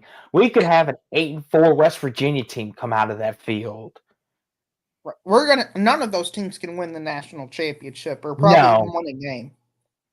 Neither can we haven't even the most basic thing that everybody agree on isn't going to be fixed, which is the playoff format itself was terrible and gave us horrible matchups and games that weren't really competitive. Like the first round was a complete disaster, in my opinion. Like the only competitive game was Texas Clemson, and that wasn't even really that competitive. They were all just blowouts. Like I like the college atmosphere of them going on the road, but even I heard they may be taking that away. Mm-hmm. Well, like Ohio State, Tennessee, I thought that was going to be one of the best games, and Ohio State just wiped them off the map. I don't know how much of that was Tennessee getting ahead of themselves, or Ohio State was just that much better. That was like a Christmas present right there. Yeah, I know, but I mean, for the average person who wanted to watch that game, if we want to grow the sport, we have to have games that are intriguing and have storylines. Because we're going to have one every year. I think we're going to have a powerhouse like Ohio State, Georgia, Alabama that loses 2 games, but we all kind of know is one of the top 4 or 5 teams in the country. Similar to the 2022 Alabama team's a good example of this. I mean, can you imagine if that team went against a Michigan? I mean, it would be hyped up to be a good matchup, but everybody would project Alabama to blow that level of team out. So I'm just worried about people just kind of like, oh well, we've kind of seen this story 2, 3, 4 times. We're going to tune out. I'm worried about that going forward. Well, the thing too is, Darrell, I think, and I want to say this: people saw that TCU beat Michigan and thought there was life. And here's the thing. That TCU team was once in a generation. I don't think we'll ever see that type of Big 12 team come on again. And I know that's a big thing to say in this era of portal and NIL, but that team was special in itself. That was a Gary Patterson team that he had constructed and had been building. And people thought, oh, they beat Michigan. There is light. There is hope. So let's expand this. And who knows, we may get 2 or 3 more of these upsets. Well, you're not. In actuality, it's not happening. Yeah, I mean, all those Gary Patterson recruits at TCU are gone. They're all gone. You're not going to see Sonny Dykes get TCU back to the Big 12 title. That's just not going to happen, let alone to a trip to the playoffs. You're not seeing TCU make humongous. I can see TCU back to the Big 12 title game. That's not that far-fetched. But them winning the Natty, yeah, that's not happening. I like Utah's chances more than TCU's. Like it is, I don't know why, but it's just the mediocre record that Sonny Dykes has had, like prior to 2022 and afterwards. That's kind of making me think, I'm not seeing Sonny. I'll be pulling for him though, but I'm just not seeing it. Right, and this is something else I was told that just hasn't turned out true. Is I was told that, well, if we have more teams in the playoffs, that means these teams can get better recruits and they can become more powerhouse. They can build up into becoming powerhouses. And TCU's not a powerhouse. Cincinnati's not a powerhouse. No. Arizona State's, I mean, they were 50th last I saw in recruiting, around 50. So not a powerhouse. Cincinnati's State's not up there. Cincinnati's never going to have more than 7 wins under coach Scott Satterfield. That's right, but and that's crazy because everybody was like, well, if you're in the playoffs, you'll be viewed as a college football playoff participant, and then you'll be able to get good players, and then you'll be able to, raise your floor. And it's just, if anything, the opposite is true. It's just like, well, they go in there, they have an amazing year, and they just completely fizzle out. Similar to St. Peter's, what they did. They had an amazing run. They completely. Does anybody know the last time they watched St. Peter's? Probably not since that Elite Eight game. Is the answer. the last year when they made the tournament, I watched them play Tennessee. Oh yeah, they made the turn. I forgot about that, but they completely fizzled out. But yeah, I couldn't name you a St. Peter's game outside of the tournament. But carry on, Daryl, carry on. Right, and that's all we're seeing is what's happening is when teams make the tournament, they're just getting their best players poached by schools that are above them in the food chain. They're not being elevated by teams below them. They're just actually a victim of their own success. Mm-hmm. Yeah, and it's going to continue to happen more and more if you think about it. Oh yeah. Here's the thing, and this not only applies to college football, but it applies to college basketball too. And people don't realize that it's going to happen in both sports. Like the team that what's a good team this year? Ole Miss, for example, right? A lot of their players are going to get poached because the school's going to come on and be like, "Hey, do you want to come play over here?" Like I know Ole Miss just did this, but hey, we could give you more money. Or a team like Kansas State, how they got Coleman Hawkins from Illinois. Like it's going to happen. Yeah. Yeah, I completely agree with you. And I'm just hoping, especially for college football, because it's by far, in my opinion, the best sport, is people are like, well, we've gone too far. Hopefully we can take a step back or two. That's what I'm hoping for in the future. Mm-hmm. Because, no offense to you, Austin, SMU versus Clemson and SMU losing the ACC title game should not be proof that SMU belongs in the playoffs when Clemson is the last team seeded in the playoffs. Like, that just makes no sense. Mm-hmm. Well, and that's the thing too, Daryl. Unless you are a blue blood, like a Duke and Auburn, college basketball. Yeah. If you're a blue blood, you're gonna be fine. You're gonna thrive still. But even now, Alabama, they got picked off. Ohio State picked Caleb Downs off from them. Like in the Nick Saban era, that would have never happened. Right. But we're in a new world now. And like you said, Daryl, the Clemson debacle. Here's the thing. We can use it for any conference if you want to think about it. Alabama, they got left out, right? But Georgia lost to Alabama, so what does that make Georgia? Yeah. Well, what's happened is you've got these games that I would be excited for and hyped for at the beginning of the year, and it's like, I don't know how I'm going to watch them, obviously, because I'm a fan of college football, but I don't know how much invested I'll be as in compared to years past. It's like Texas, Ohio State's a perfect example of this. If you lose that game, you have to win every other game in the regular season. Now it's if you lose that game, it's like, okay, you get another pass or two. It's like, how do you just hype that up? I just don't. I'll be honest. I'm looking forward more going forward to those mid-seed matchups because those games are the ones that truly matter. Like, I'm almost never in the future watching Michigan, Ohio State because that game doesn't matter. Mm-hmm. I'm going to watch games that matter on the national championship race. I care about football that actually matters. So I'm going to be watching your Ole Miss Floridas from now on, your Clemson, South Carolinas. I'm watching those level of competitions. Mm-hmm. And here's the thing, too, Daryl. They even mentioned it. If you watched USC LSU, which I know you probably did, Jackson did, they even mentioned it on commentary when LSU lost. They were like, this is not the end of their season, but it puts a huge gash in their win-loss record. But it's not the end for them just yet. And a lot of people are like, I don't like this. One loss should be it. And some people are like, we're becoming NFL-like now. Where the NFL, you could be 7-10 and win a division, and you get a playoff spot. And some people are like, we don't want that. Mm-hmm. Yeah, I completely agree.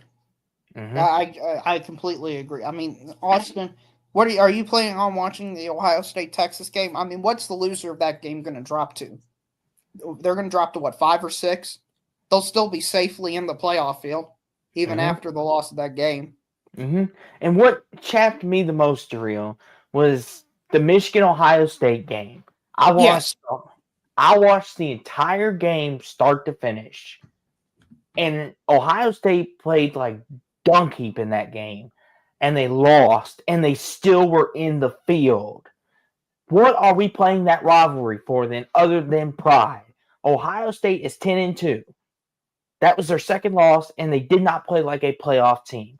Why are we rewarding that? I think it's because people just value inclusion above all else. But And it's just like Michigan Ohio State's the biggest game of the year. Alabama Auburn used to be the biggest game of the year. Those rivalry games normally determine who played for the Big Ten and SEC most of the time and who played for the playoffs. Now it's almost like, okay, we're still going to play. You all are still going to play for the Big Ten, but Ohio State, if you lose, it's okay, darling. We're still going to give you a spot in the playoffs. Don't sweat it. And it's just like, no, this is not what the sport was built on. These were must-watch games.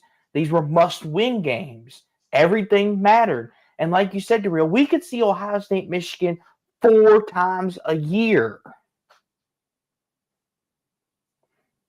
Excuse me, 3 for football. Basketball, we can see it 4 times a year. But who wants to see that 3 times a year? That takes away the specialness. And I know Jackson's probably raising his hands in secret over there, but that's like watching Alabama Auburn 3 times a year. Who wants to watch that? Oh, Well, of course you would, Jackson. You're a sicko. But like me and Darrell over here, we're like, 1 time is enough. Like it's just what like if it was Louisville, Kentucky twice a season in college football? Honestly, I wouldn't want it. 1 time's enough. You don't want a chance at revenge in the playoffs? No, because then you're tied 1-1. So That doesn't prove anything. you get then, the last laugh if you get revenge. That's the way I look at it. But here's the thing, though. Let's say we beat Kentucky in the regular season and they beat us in the playoffs. What does that prove? We're tied 1-1. It's not like we can have a rubber game. It's not like.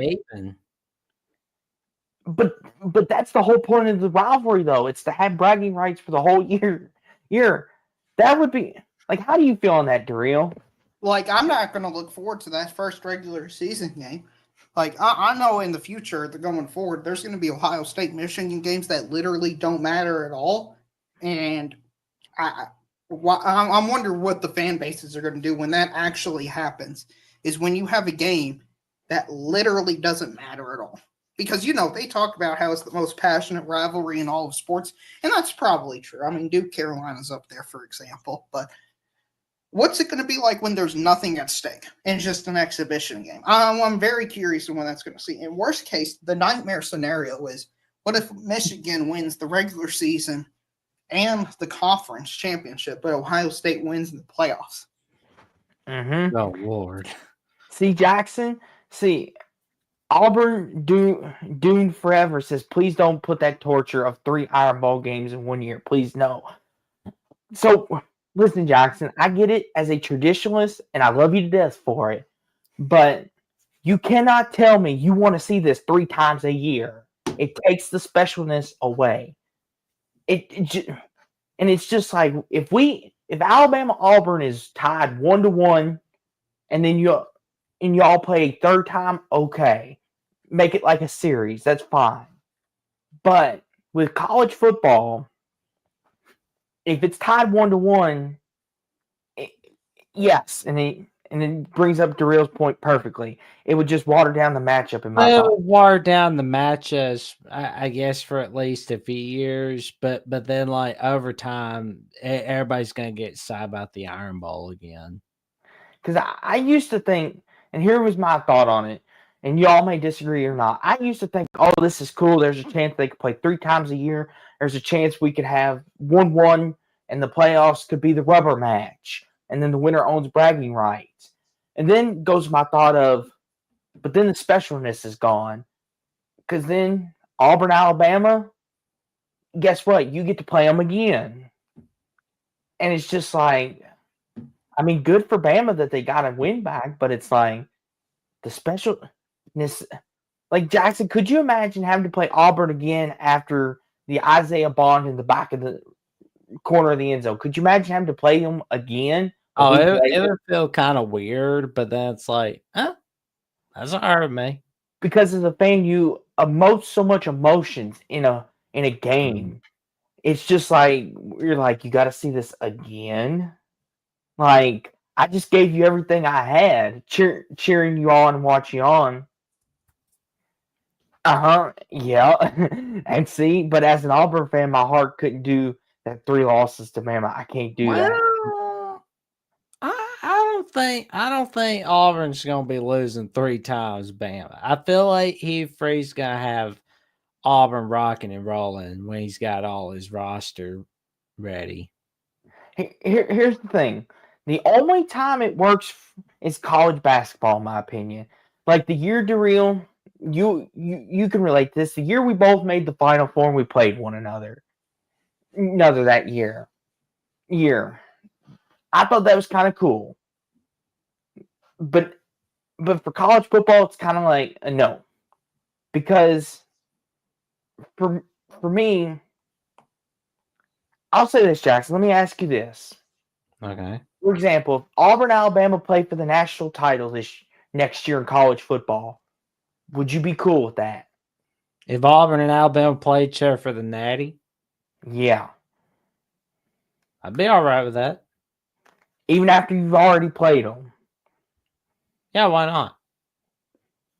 What's your take on that? That's me. That's me. I mean, a lot of people may not feel that way, but that's me. I think most people are just going to be like, really, we have to play them again. I think maybe the second or third year of it happening, it's going to really take its toll. Because, I mean, it's going to happen eventually.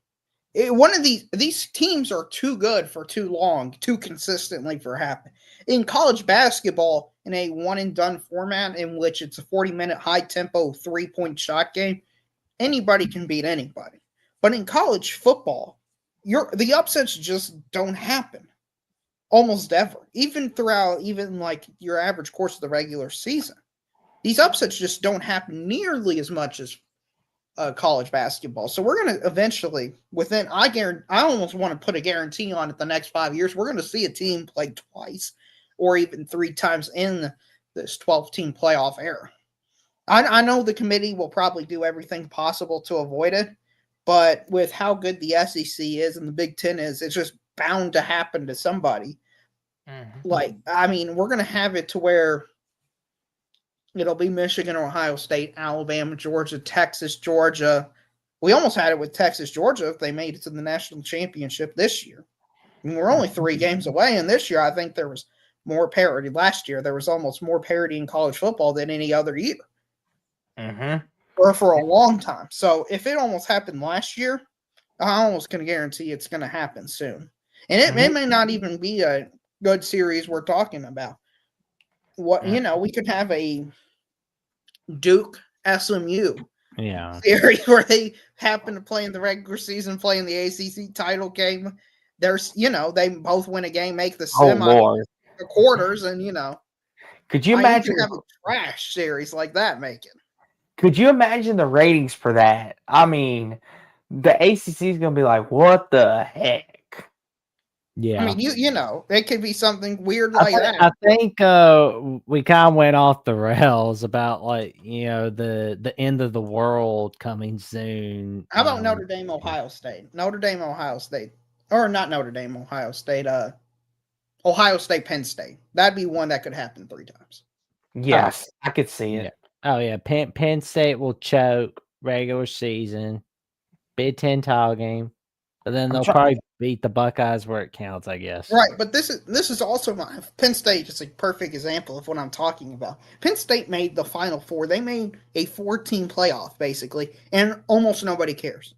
Like nobody's giving them any respect. Nobody's talking about how an amazing season is. Why? Because everybody knows on an intuitive level they were fraudulent and they played nobody to get there. Mm-hmm. They didn't earn it. Yeah.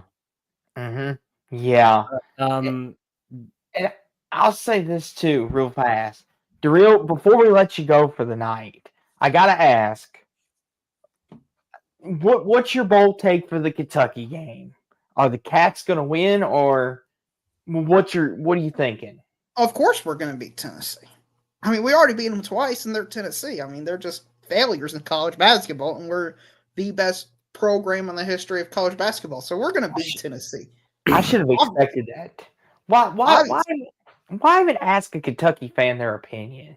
We'll probably win by double digits. Okay, Honestly. Daryl, you're pushing it now. Listen, No. Daryl, I have a lot of respect for you, but you better calm down. I mean, That's gonna be one of them games, Daryl. You might have to win on a buzzer beater, if we're being honest. maybe, but I mean, I thought Illinois was pretty good, and then they just got completely crushed by Kentucky. I mean, Kentucky, this is going to be the most healthy Kentucky's been all year when facing Tennessee, with Butler in the game and Otego away, Omari Williams, all of them playing. So I honestly think Kentucky can kind of win this game by 7 or 10 points. It'll be a comfortable W for Kentucky, and then we'll play Houston, and then that's a game in which we'll be steep underdogs. I got a feeling. Yeah, but just do better than Arkansas. That's all that matters. Daryl, I'm manifesting it right now. Arkansas, Kentucky for the national championship. Please, to the basketball gods, let that happen just once. I just want to hear Daryl one time because Daryl, I have a feeling what's going to be going through your head that day. I'm gonna hate it. If that happens, every Kentucky fan will be on pins and needles. Like, it'll be just a nervous energy throughout the state of Kentucky that I don't think has ever been felt since the Kentucky, like that Arkansas-Kentucky game.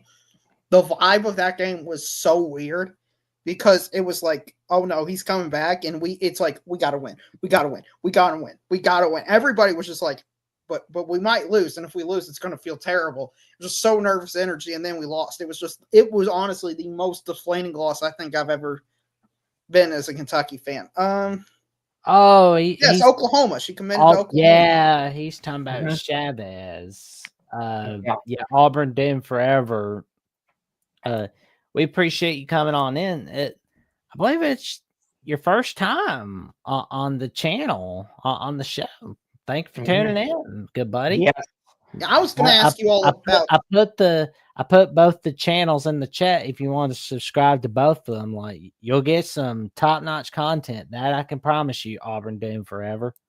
Mm-hmm. I was going to ask you all. Did you see the tiebreak of the SEC 1 seed this year between and the women's tournament for the SEC was a coin flip between South Carolina and Texas? Oh man, that was ridiculous.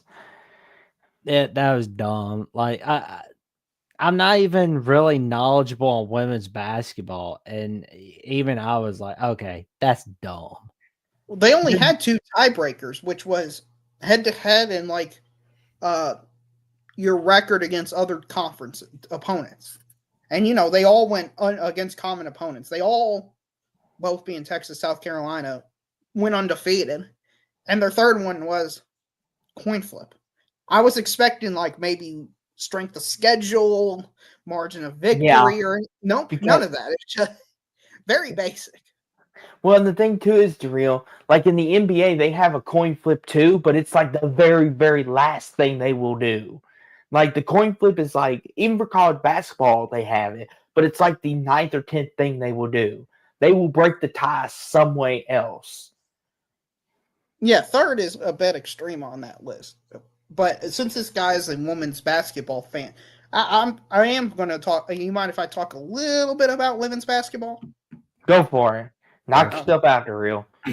Well, I'm not sure if you all saw UConn. They absolutely obliterated at Arkansas State. They were up, I want to say, by 50 at the half, 62-12, something like that. UConn looks like the best team in the country this year again.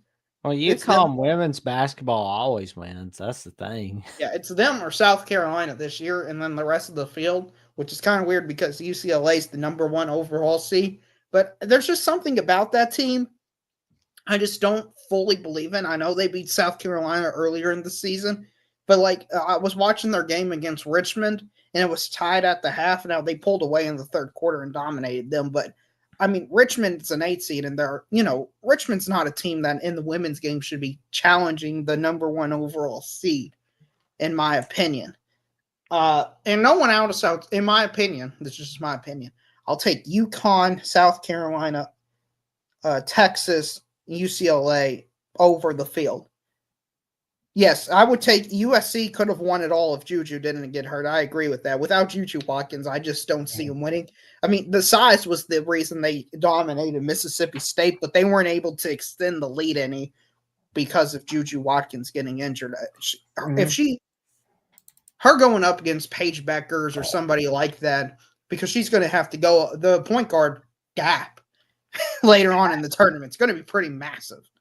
Darrell, how you feeling about North Carolina Duke having a Sweet 16 matchup against one another? Oh, I think in that game, I think Duke probably has the slight edge. Their defense is one of the best defenses in the country in women's basketball. They won the ACC title, and I just when you defense travels, and I know North Carolina had one of their best players out. I don't know if she's still out or not, but I think North Carolina is a little bit fraudulent this year. I mean, they're a great team and all, but Duke's defense is just so suffocating and so good. They'll probably force around 20, 25 turnovers in that game and probably win, in my opinion, of course. Mm-hmm. I mean, here's the thing, Darrell, shows you my basketball expertise. LSU, like, they could win it all. I mean, because Kim Mulkey, I mean, here's the thing. I'll be honest. I don't know that much, but I have watched a lot of it. I have watched a little LSU. I've watched a little bit of Tennessee. Obviously Notre Dame, and of course Louisville, because my family, they love watching Louisville. But like you said, I could see LSU winning it. I'm surprised NC State's made it back this far, to be honest with you. NC State's good. NC State's good. Their guard play's elite this year. Their guard play can take them all. The LSU NC State game is going to be a good game, particularly at the guard position. I think NC State's got one of the best front backcourts in the country. Mm-hmm. Yeah. Well, in TCU, their team that a lot of people are touting that could win the whole thing. I mean, what do you think, Darrell? Do you think TCU can win it? Oh, man. I mean, Haley Van Lith's a great player, but their region and their draw is so tough. I think it's almost impossible because they got to go up against Notre Dame next. And Notre Dame, according to the analytics, and they were like the number one team in the country with 2 weeks to go. And then they kind of collapsed by losing to NC State and Florida State in back-to-back games. I kind of like going with and I did pick it. I picked the Notre Dame win over TCU. I just think Notre Dame is a more complete team with Citron at the 5. I think she's going to be able to extend the floor, give Olivia Miles lanes to drive in. I particularly like the athleticism of Olivia Miles versus a Haley Van Lith matchup. So I'm going with Notre Dame to win that game. I've done pretty good in my women's bracket. It's in the 90th percentile. So I've had a few misses in there. My Kentucky Wildcats, let me tell you want to talk about a heartbreak. How about have 5 or 6 chances with 20 seconds to go in overtime, and you miss all of them? Like, you miss literally every one, including your best player who's gone for like 34, missing a 4-footer that's wide open at the end of the game. You want to talk about heartbreaking? Yeah. Oh my goodness, that was like. I'm gonna bring this up to real kind of the Queen shot against Colorado State. I'm sure you saw that, but that was a heck of a shot. I thought Colorado State, they drew it up just perfect, hit the 3, and I was like, Colorado State's going to go play Florida and probably get beat, but it's okay. At least Colorado State made it to a Sweet 16. And then Queens just like wins it off glass and saves Maryland. Note to self, when doing the women's bracket, ask Darrell for advice about women's basketball because I trust you with that, man.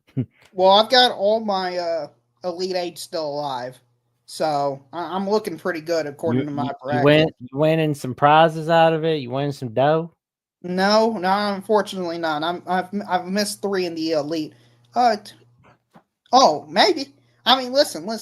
You guys are 0-2 against us this season. You all can't beat us. This is the biggest game in Tennessee history, a game that would be 50. I don't even know where in the list it would rank in Kentucky. It's just another Sweet 16. You can go on Wikipedia if you want to pull up the Tennessee Elite 8 graphic and the Kentucky Elite 8 graphic and just put them side by side. Actually, you can scroll down to Kentucky National Championship graphic Mhm. and Tennessee Elite Eight graphic, it will show the disparity between these programs. Tennessee, you've got Rick Barnes, a coach who was known for choking. It's one of the biggest games in Tennessee history. How is it not? Listen, you've only been to the Elite Eight a few times, my man, Oh, and this is boy. against your biggest rival. Okay. Oh boy. Listen, I underestimated the Tennessee Kentucky hatred. I'm learning a lot here. I knew it Oh, was man. something, but apparently it's more than I ever know. I thought So Louisville, Kentucky was like cats and dogs. Oh, you all are our number one rivalry, Austin. Tennessee's our number two, but they think they're our number one because Tennessee doesn't have a rivalry with anybody because, they're Tennessee. I mean, they Well, don't Florida, have. I mean, Whoa, Florida. Woo, Florida. Florida's had more success in basketball than Tennessee. They've actually won a few national championships, so I can't really make too much fun of Florida. We're talking about Tennessee here, but oh boy. Listen, I'll say this: it's one of the biggest for Tennessee. It may not be the biggest, but if Tennessee beats you all and goes to the Elite Eight, it's something to definitely. The thing is, I think it's more important for Kentucky, and here's why. Because, like you said, you're trying to match Arkansas subconsciously. Darrell, you've even said it that if Arkansas goes on a Final Four run and you all lose this upcoming Friday or Thursday, one of those 2 days, subconsciously, Arkansas fans are going to be in your mentions all year long. Like, y'all threw Cal out, and guess what? Now we got him. I'm looking at their Tennessee's history and list. You know how many times based on the wiki I'm looking at, you know how many times they've made the Sweet 16, Tennessee? yeah, Darrell and I Blade Orange. If y'all want to bicker about Tennessee, Kentucky, y'all are more than welcome to do so for 10 minutes each on the Alabama call-in show Thursday night that I pulled in the chat. You're fine. I just want to point out before I have to go. I talk basketball, and then he just wants to immediately pivot to football because he knows who's the big brother and little brother in this rivalry. It's okay, man. It's okay. At least you're in the conversation. You're not a school that wins at anything. I Blade Orange. You're a baseball school, and it's okay to be a baseball school. Yeah. Anyway. I Blade Orange. I don't want to call it early, but you're going to be very happy with what Tennessee at the Voice College Football is bringing to you soon. There are some new hosts coming. Listen, I'll say this. Whoever wins, whether it's Kentucky or Tennessee, it'll be decided on the court this coming week. We're going to have a winner. But it was already, Austin, decided on the court in January twice. I just want to put that out there. These teams have played. It's not like a mythical, hypothetical matchup. 2024-2025 Kentucky has faced 2024-25 Tennessee. And one of those teams has won twice. And one of those teams hasn't won a game. Here's the thing, Darrell. I will be the narrator here. It's the biggest stage in college sports, though. It's for a spot in the Elite Eight. It does not get no bigger than this. It does not matter what you did previously. It is for everything right now. Kentucky wins, Tennessee wins, winner goes to the Elite Eight. Someone's going home crying. Maybe I'll buy an orange broom. That way I can sweep the Tennessee ashes. Well, because all the salt and tears from Tennessee Twitter be like, man, we lost a Sweet 16 game again with the head coach that's terrible, who always chokes in March again, who could have seen it coming other than everyone. Mm-hmm. And that's what losers say. This game doesn't matter. I'm sure if Tennessee won both of those games, everybody would be like, hey, Tennessee won these 2 games. Oh, Kentucky might get swept by Tennessee. What's going on with Mark Pope? It always happens. Here's how I like to put it, Darrell, and I'll put a bow on it for both of you. It's this coming week is the biggest game for both schools. One team's going to the Elite Eight and one's going home crying. Yeah. Simple as that. And we're going to find out who the better team is once and for all. Okay, right. So while there's the ongoing debate of Kentucky, Tennessee, or whatever. So the reason why I'm putting in the Tennessee at the Voice College Football channel and LSU at the Voice College Football, Texas A&M at the Voice College Football, because I'm going to tell you right now, I don't want to give away too much, but there are some new hosts coming on to each of the channels, and you're going to be very happy about it, SEC fans. You're going to love it. I Bleed Orange, you're going to be loving the magic that Tennessee at the Voice College Football will be bringing real soon. Darrell, what do you think, man? I'm looking forward to it. I don't know anything about it, but I'm going to be looking forward to it when it's announced. There you go. Like, tune in those channels. You're going to see some new hosts on each of those channels. I'm sure I'll hear all about it. There you go. You'll love it. There we go. And before, no, I'll respect you, Bleed Orange, and I respect for you showing up. You know, I look forward to all this trash talking, and then I just hope, when I lose, I'm always here. For 3 years, I've not been on this channel, but I've been calling in after Kentucky lost to Vanderbilt in football. After Kentucky lost to St. Peter's, I've called in. I've always been here. That's all I expect from people who trash talk. You can say whatever you want. Just come back. That's all I say after the game. Well, Darrell, I'm glad you bring that up because you know what? Me and Jackson, we may just do that next week. Ain't that right, Jackson? We may come back again and we'll see who shows back up. If Darrell shows back up after y'all lose, then great. I Bleed Orange. If you lose, we ask that you show back up and eat the crow from Darrell. But don't keep us late till 2 a.m. or 3 a.m. in the morning. Yeah, no. If that's good, and I Bleed Orange says I will be here.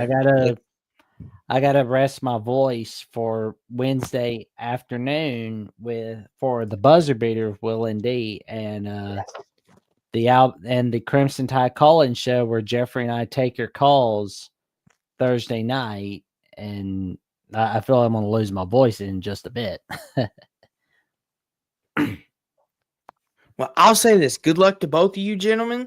Tennessee, Kentucky, good luck. I don't have a qualm with whoever wins. Kentucky wins. Good job. Finally, you step up to Louisville's level a little bit. Get on the winner's level. I mean, Darrell, it's so hard being a winner here at Louisville because let's be honest, Darrell, your little brother, we're big brother. Just let you know.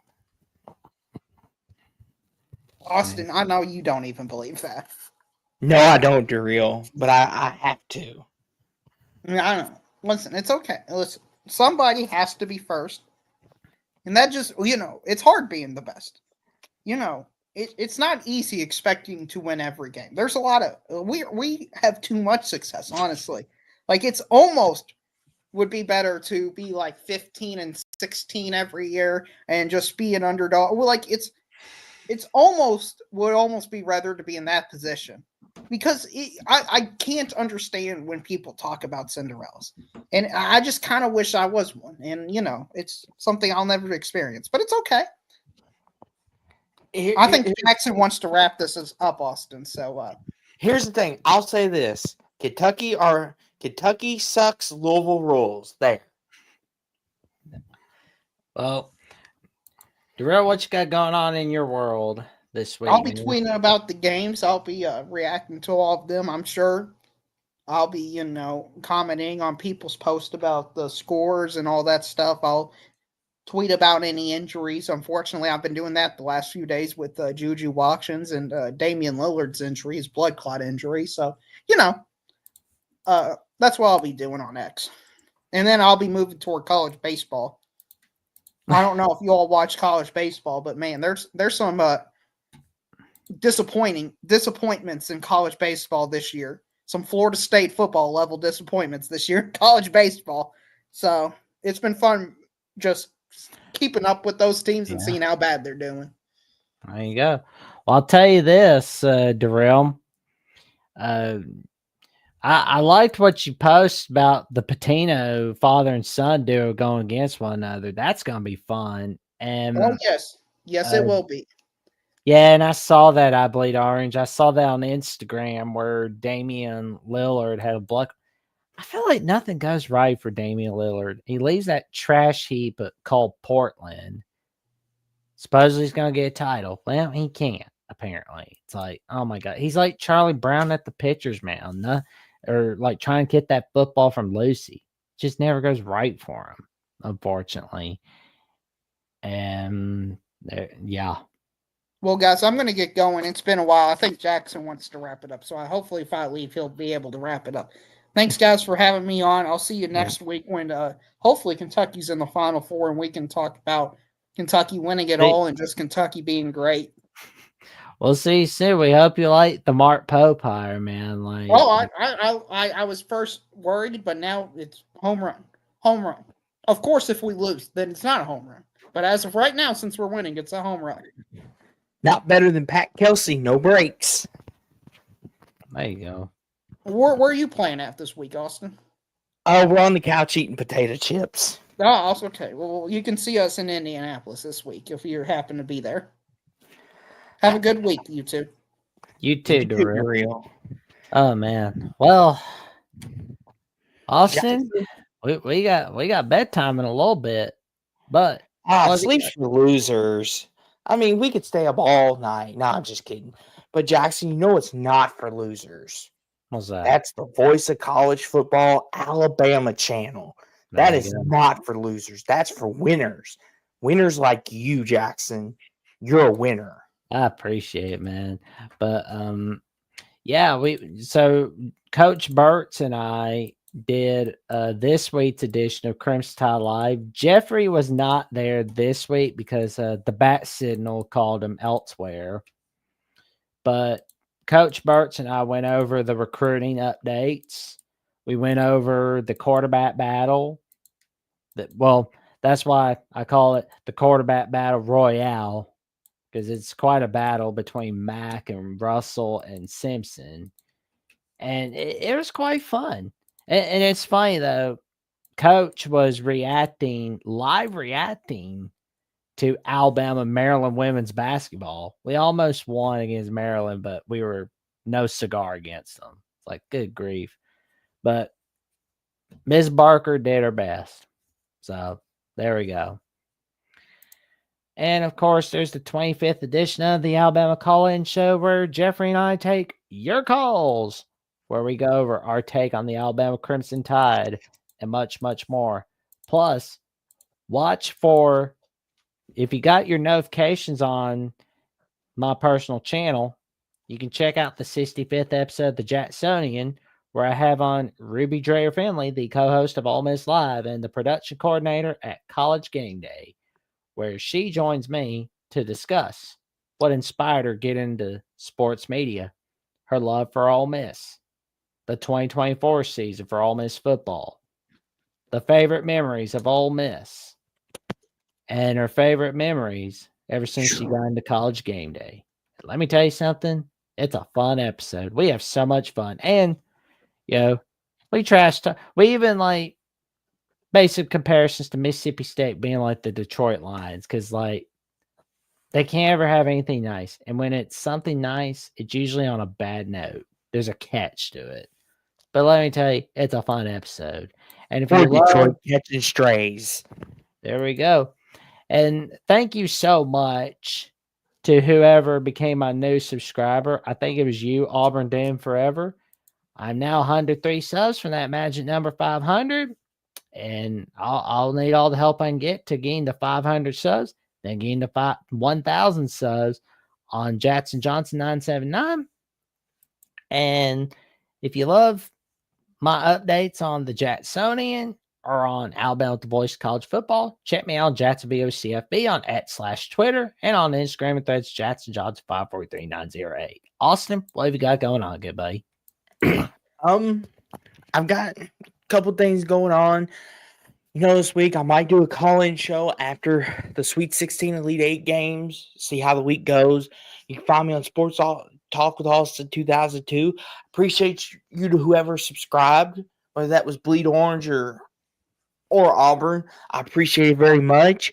And like I said at the beginning, since you all seem to love this so much, me and Jackson will be back next week.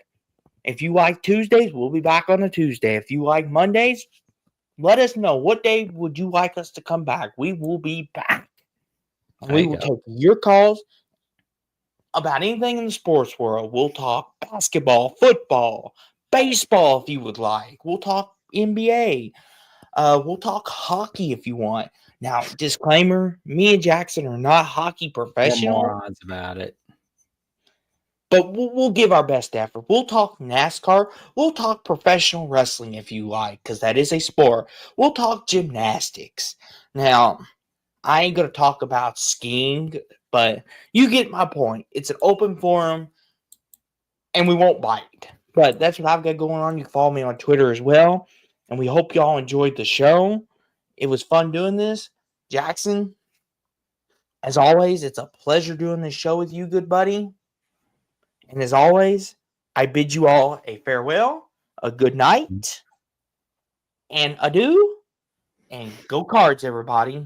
Like, comment, subscribe, click on the notification bell so you never miss no video whatsoever, and we will catch you next time. Good night, everybody.